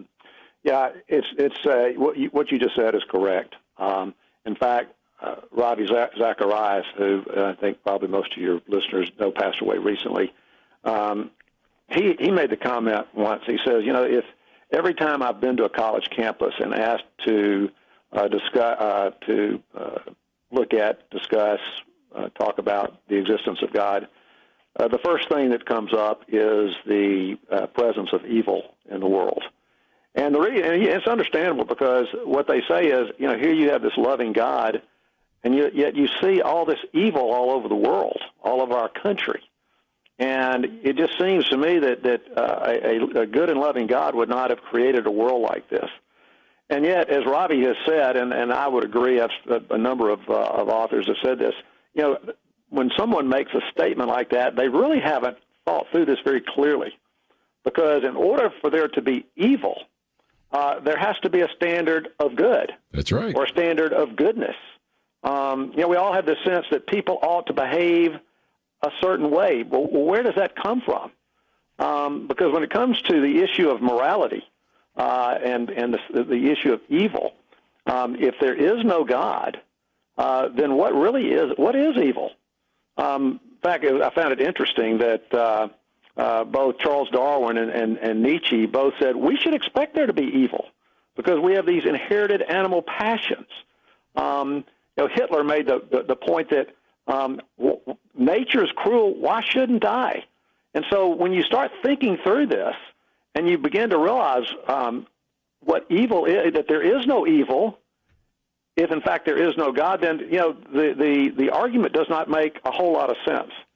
And so the way I look at it, and I always think about this, and I think this has meant a lot to me in understanding this, is that the Nazis at the Nuremberg trials made the argument that what we were doing was not evil. We were just following the laws of the land.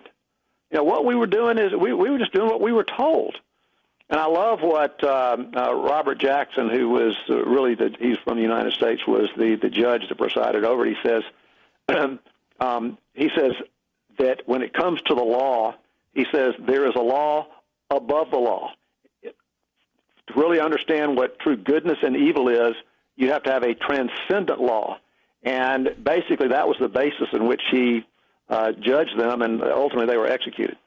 Well, and again, one of the things that connects to this is your next section on morality. And you put the quote from Richard Dawkins there. I could have just as easily put it in the evil section, because Richard Dawkins basically says, look, the universe is just a result of blind physical forces. The universe is really what you would expect. There's no design, no purpose, no evil, no good, nothing but blind, pitiless indifference. DNA neither knows nor cares. DNA just is, and we dance to its music. And I want my atheist friends out there and my students who start dabbling with this, because the fastest growing demographic right now for the millennial generation and Generation Z, both Generation Y, Generation Z, the iGen generation, the millennial generation, are those who say they're either atheist, agnostic, or no preference. But just, are you willing to live with a worldview that says there is no God, and so we just dance to the music of DNA? DNA is in a sense, you're the way of DNA making more DNA, and there's no human decisioning, there's no right, there's no wrong. Actually, there's no choice, because you're just a biological computer. And in some respects, your chapter on morality helps people see the fallacious nature of saying, what about evil? Oh, I got a better idea. What about morality? What about right and wrong? Because everybody has a sense of right and wrong. And where does that come from if all we are evolutionary products? No, that's very well said, Kerby. Ultimately, we either have objective reality, or objective morality, and that has to come from God. He is the one that teaches us what's right and wrong. Because if you don't have that, you end up with subjective morality. And if it's subjective, then morality is based on what I feel, my opinion, or as Dawkins says, I just dance to my DNA. And what you find is people have a hard time, if they really think through it, they have a hard time living that out. In fact, Keller says over the years he's noticed that how atheists are not comfortable at all with their view of morality. Sure. In fact, he even said, this is a quote he said, he said, most of the skeptics I've seen move toward faith later told me that it was around this issue of moral obligation that they first began to wonder whether their views really fit the actual world that they live in. And so in fact, I would say this, Kerby, as you read through the book, what you're going to see is that atheism is one massive contradiction. And it's very difficult to live with a worldview that can't rationally explain everyday life and the important issues of life.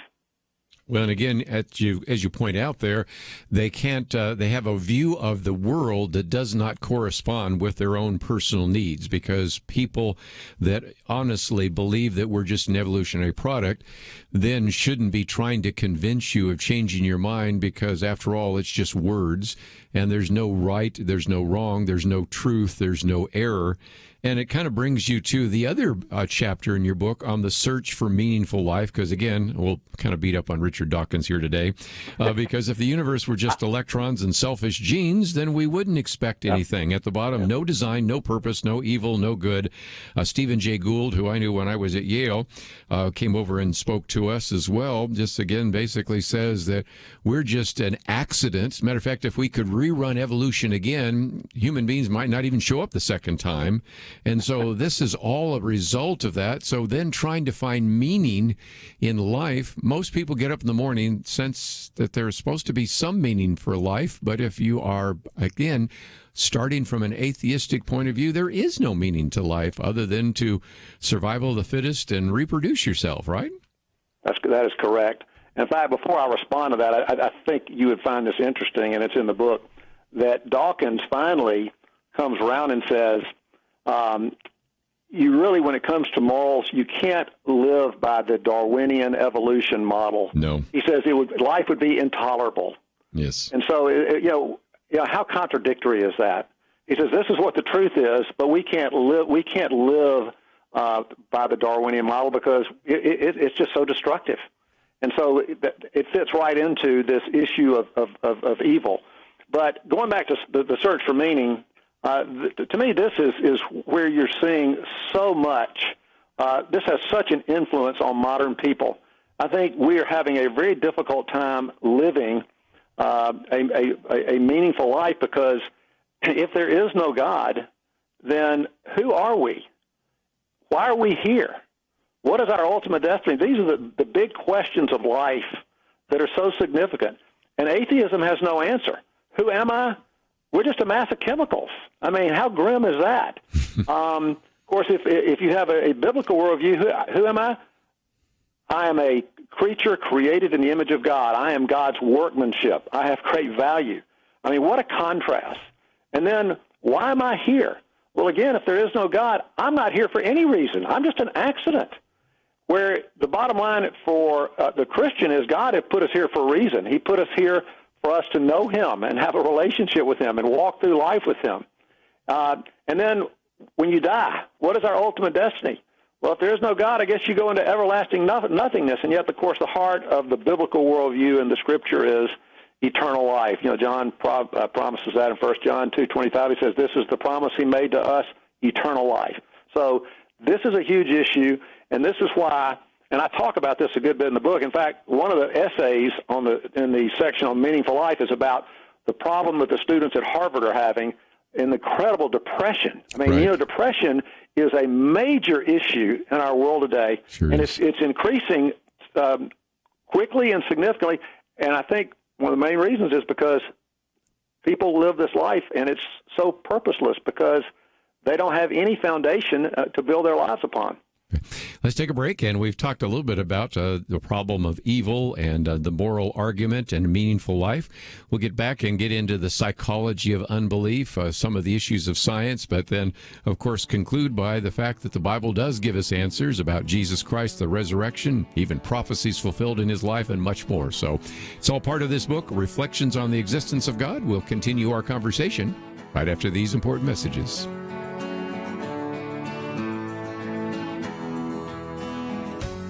(2020). It's been a pretty eventful year. We've experienced international tensions over the coronavirus and lockdowns, economic uncertainties, cities overrun by protests, rioting, and looters, and coming soon, a presidential election. Question: where will you get real news, credible opinion, clear biblical thinking on the things that matter most? Answer: Point of View Radio with Kerby Anderson and the team. You can make sure their voices continue speaking loud and clear by taking a moment right now and joining the Truth Team. It is easy, but you do have to visit our website or make a quick call. Go to pointofview.net/team or call 800-347-5151. You have the power to make a difference. Joining the Truth Team can help ensure that millions of people will get a different opinion from the major purveyors of fake news. We don't get big advertising dollars like the networks or tax money like PBS. We depend on you. pointofview.net/team and 800-347-5151. Point of View will continue after this.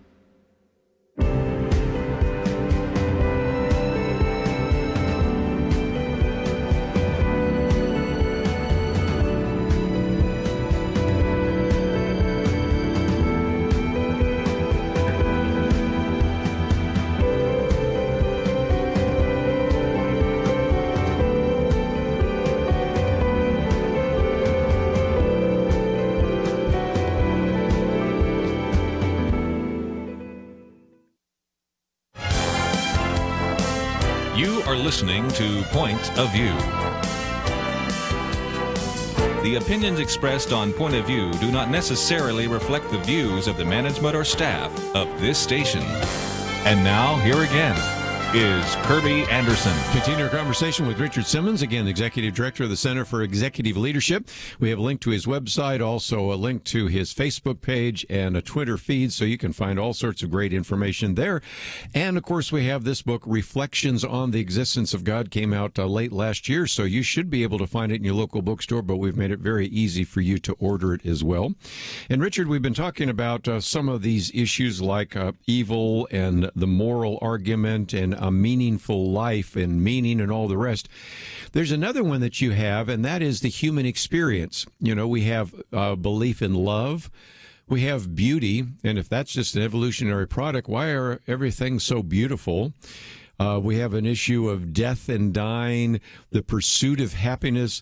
That's kind of a catch-all chapter, but it really does raise some of those kinds of questions, which, again, show the inconsistency between what an evolutionist, an atheist, an agnostic would believe, and yet the feelings that he or she has, either in terms of their own experience or when they perceive beauty in nature, right? Yep. I think this is a critical, I mean, all of them are important because they address all different issues, but this was so eye-opening to me. For instance, the issue of love. You know, Viktor Frankl says it's the deepest yearning of the human heart is love, but where does love fit in a godless world? Well, guys like B.F. Skinner says it's an illusion. We're like machines. We're totally physical. We respond to stimuli.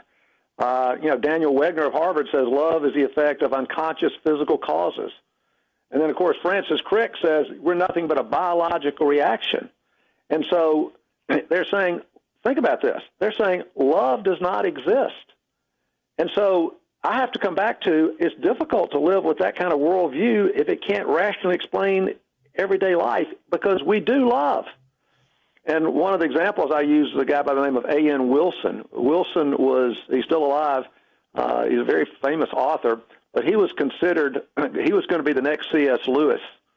And then he shocked the Christian world when he rejected Christianity and to become an atheist. And he was very close friends with Richard Dawkins and Christopher Hitchens.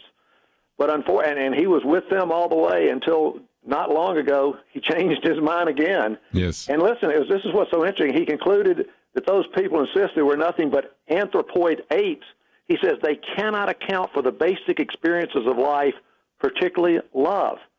And so that is, and you know, it's also true with beauty.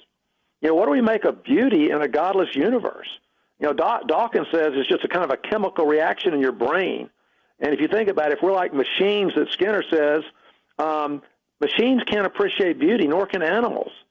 And so this, to me, speaks very loudly for just the massive contradiction of atheism, because it really is. I don't know how a person could live with that kind of worldview if it can't explain your everyday life experience. Well, it also doesn't answer the questions about death and dying, because, again, if you are an atheist, you just believe that when you take your last breath, that's it. You live, you die, you're dirt, you know? In fact, your listeners will really enjoy this chapter because it's amazing in the research. It's amazing the number of atheists who had such a difficult time as they approached death.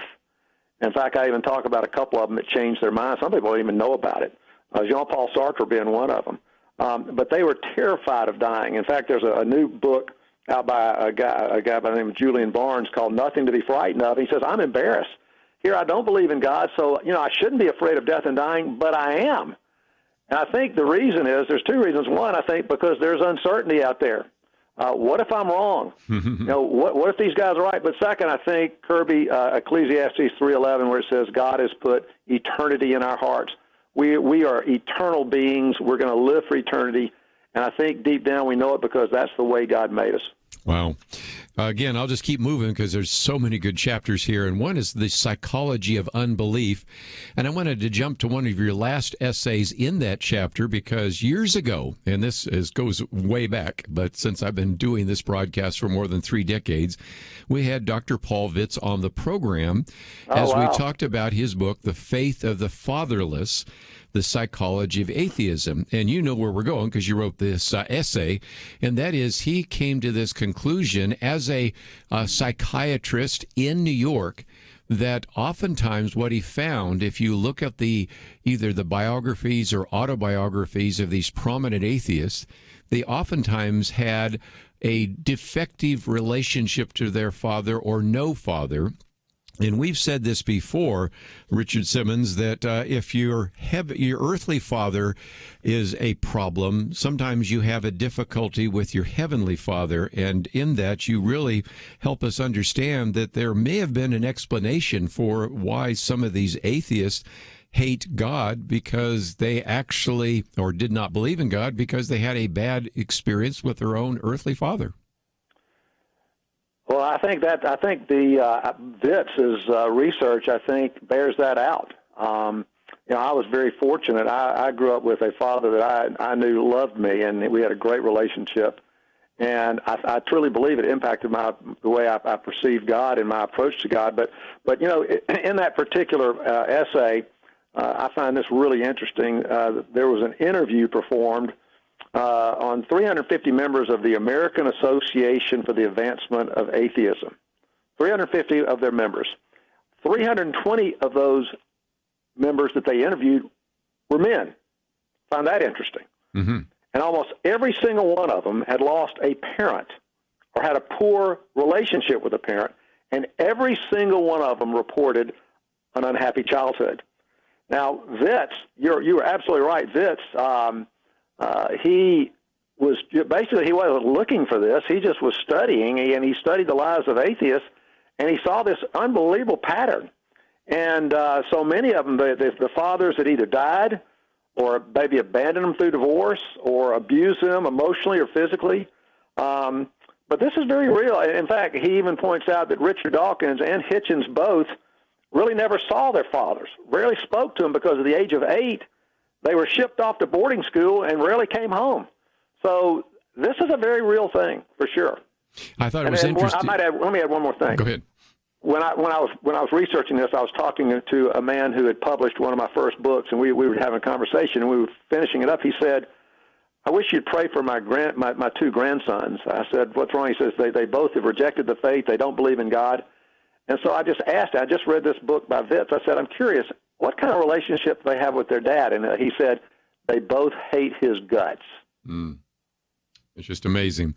And again, we recognize that there are a lot of listeners right now who had a bad relationship with their earthly father, but they love the heavenly father. So, I mean, you can overcome that.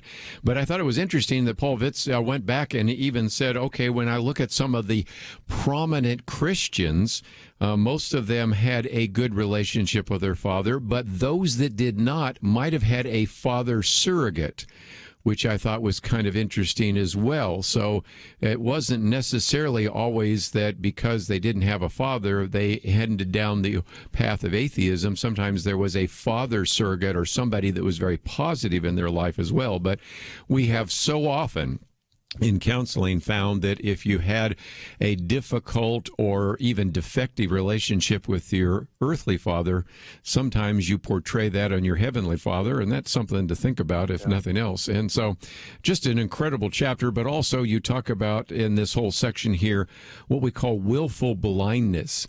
You know, we talk about spiritual blindness, but there is a sense in which some individuals are intentionally blind to spiritual truth, and we think they don't understand it. I've found sometimes when you talk to an atheistic young person, they understand it. They just don't like it because they just don't want it to affect their worldview or affect their sexuality, right? Right.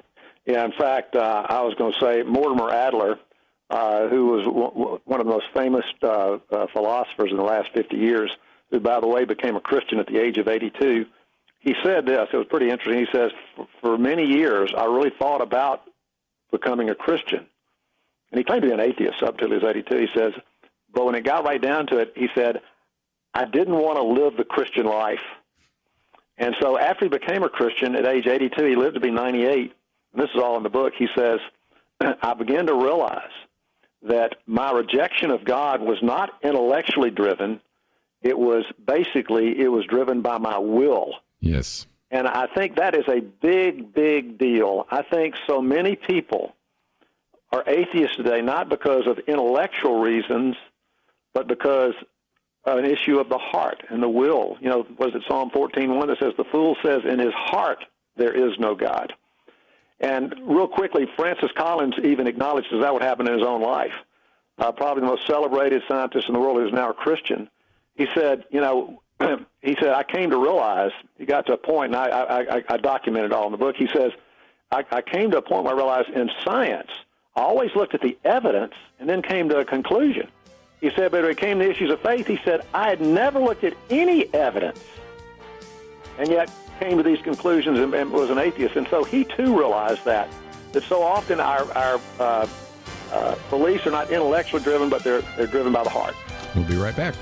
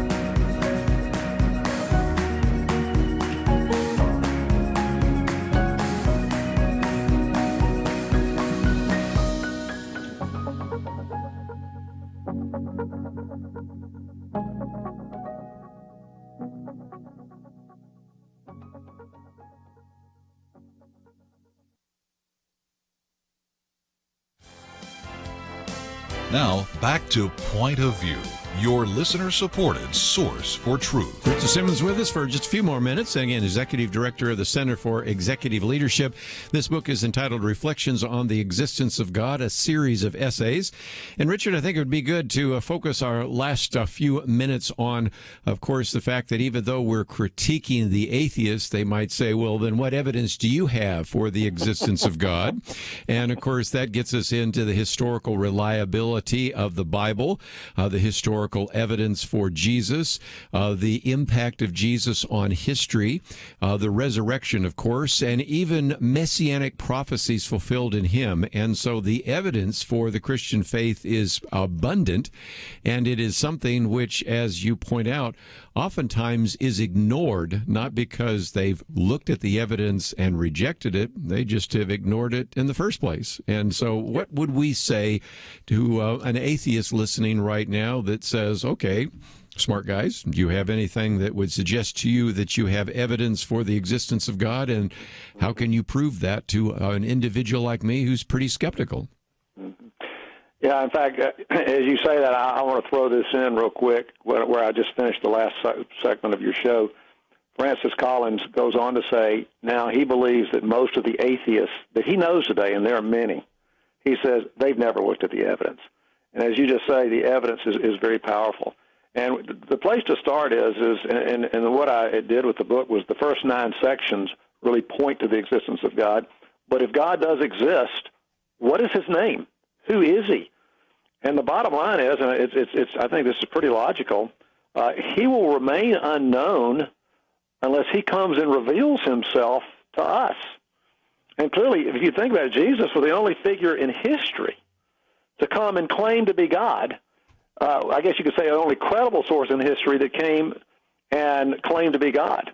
And that's the thing that most people don't realize. Christianity is a falsifiable religion. It's the only falsifiable religion in the world, in that the historical record is very important in order to prove the validity of of Christianity. You see, Christian belief is as wonderful as it is, and the teaching of Christ, as wonderful as it is meaningless if it's not historically true. In fact, the Apostle Paul says that. He says, if in fact Jesus didn't rise from the dead, at a point in time in history, then we're a bunch of fools, and we basically will die in our sins. And so we put so much at stake on the resurrection, but the resurrection and all of the teachings of Jesus, when it gets right down to it, you can't prove the resurrection in a scientific lab. You can't prove it in a philosophy class. You have to look at history, and the historical record is so powerful. And I talk about and a number of people have recognized this. A number of skeptics have recognized, if I can demonstrate that the resurrection never happened, then I can debunk Christianity and it will just fall. And I've listed a bunch of them in the book. Frank Morrison,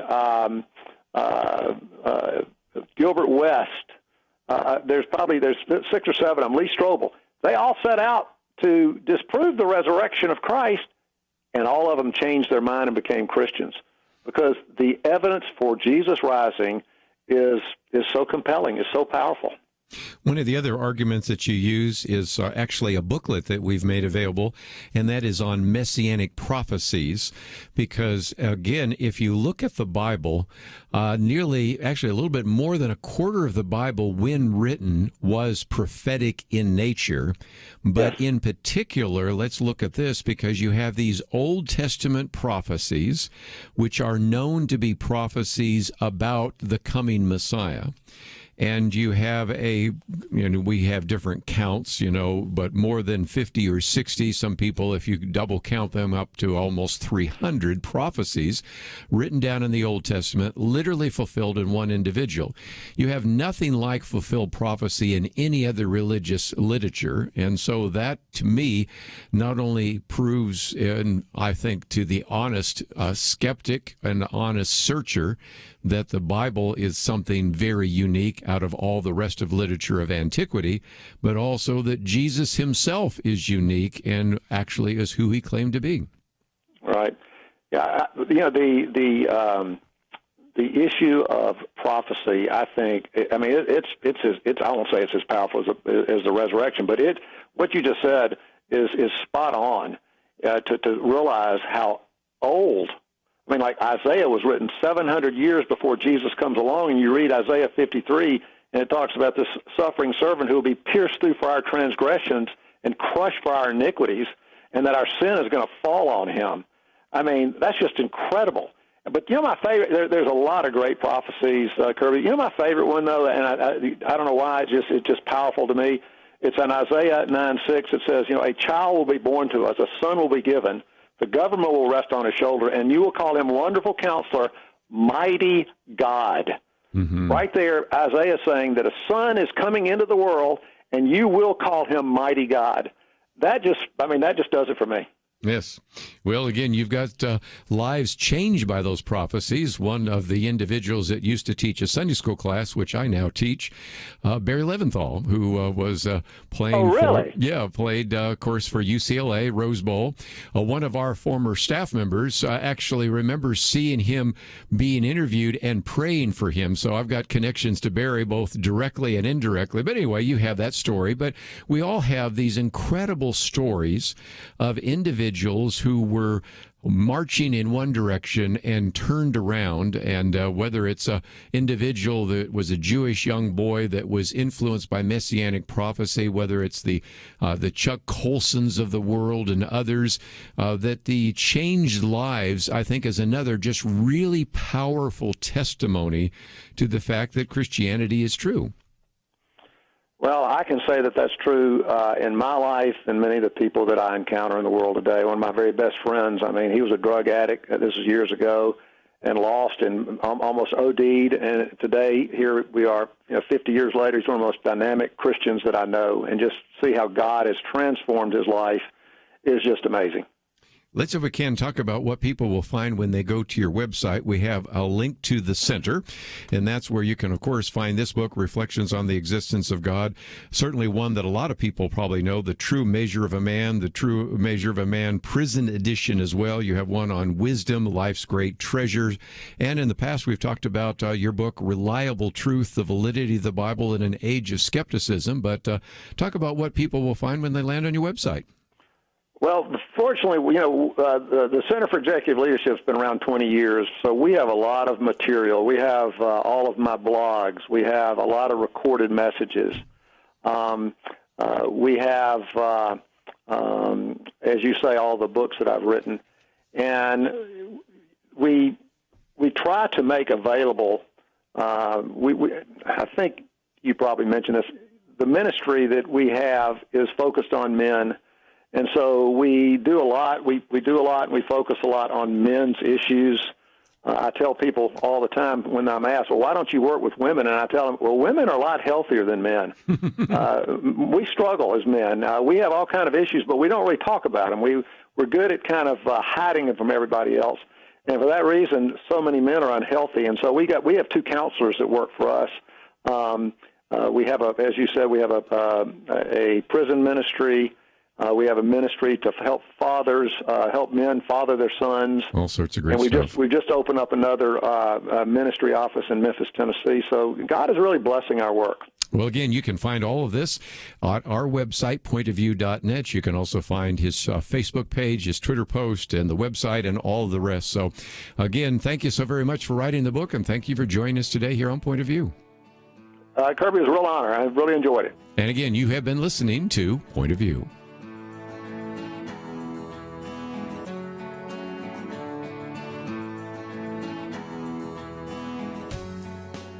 Having civil conversations about important issues seems to be harder and harder. Various media outlets tell people what they should believe, why they should be outraged, and getting people to actually think, well, it can be difficult. Whether it's the gospel, tax issues, social policy, or just about anything else, you need to have solid information and clear thinking to address the hard issues. You need God's truth applied. And that's what you get in less than 2 minutes with Point of View's Viewpoints Commentary, a daily resource to help you be informed and think through the things we need to be talking about. It is free and will arrive in your inbox each day when you visit pointofview.net/signup. Sometimes we know we should say something, but we're silent because we're not quite sure what to say. Viewpoints Commentary can help you break the silence and change the narrative. It can make you a more equipped agent for truth. Get your free subscription to the Viewpoints Commentary at pointofview.net/signup. Pointofview.net/signup. Point of View is produced by Point of View Ministries.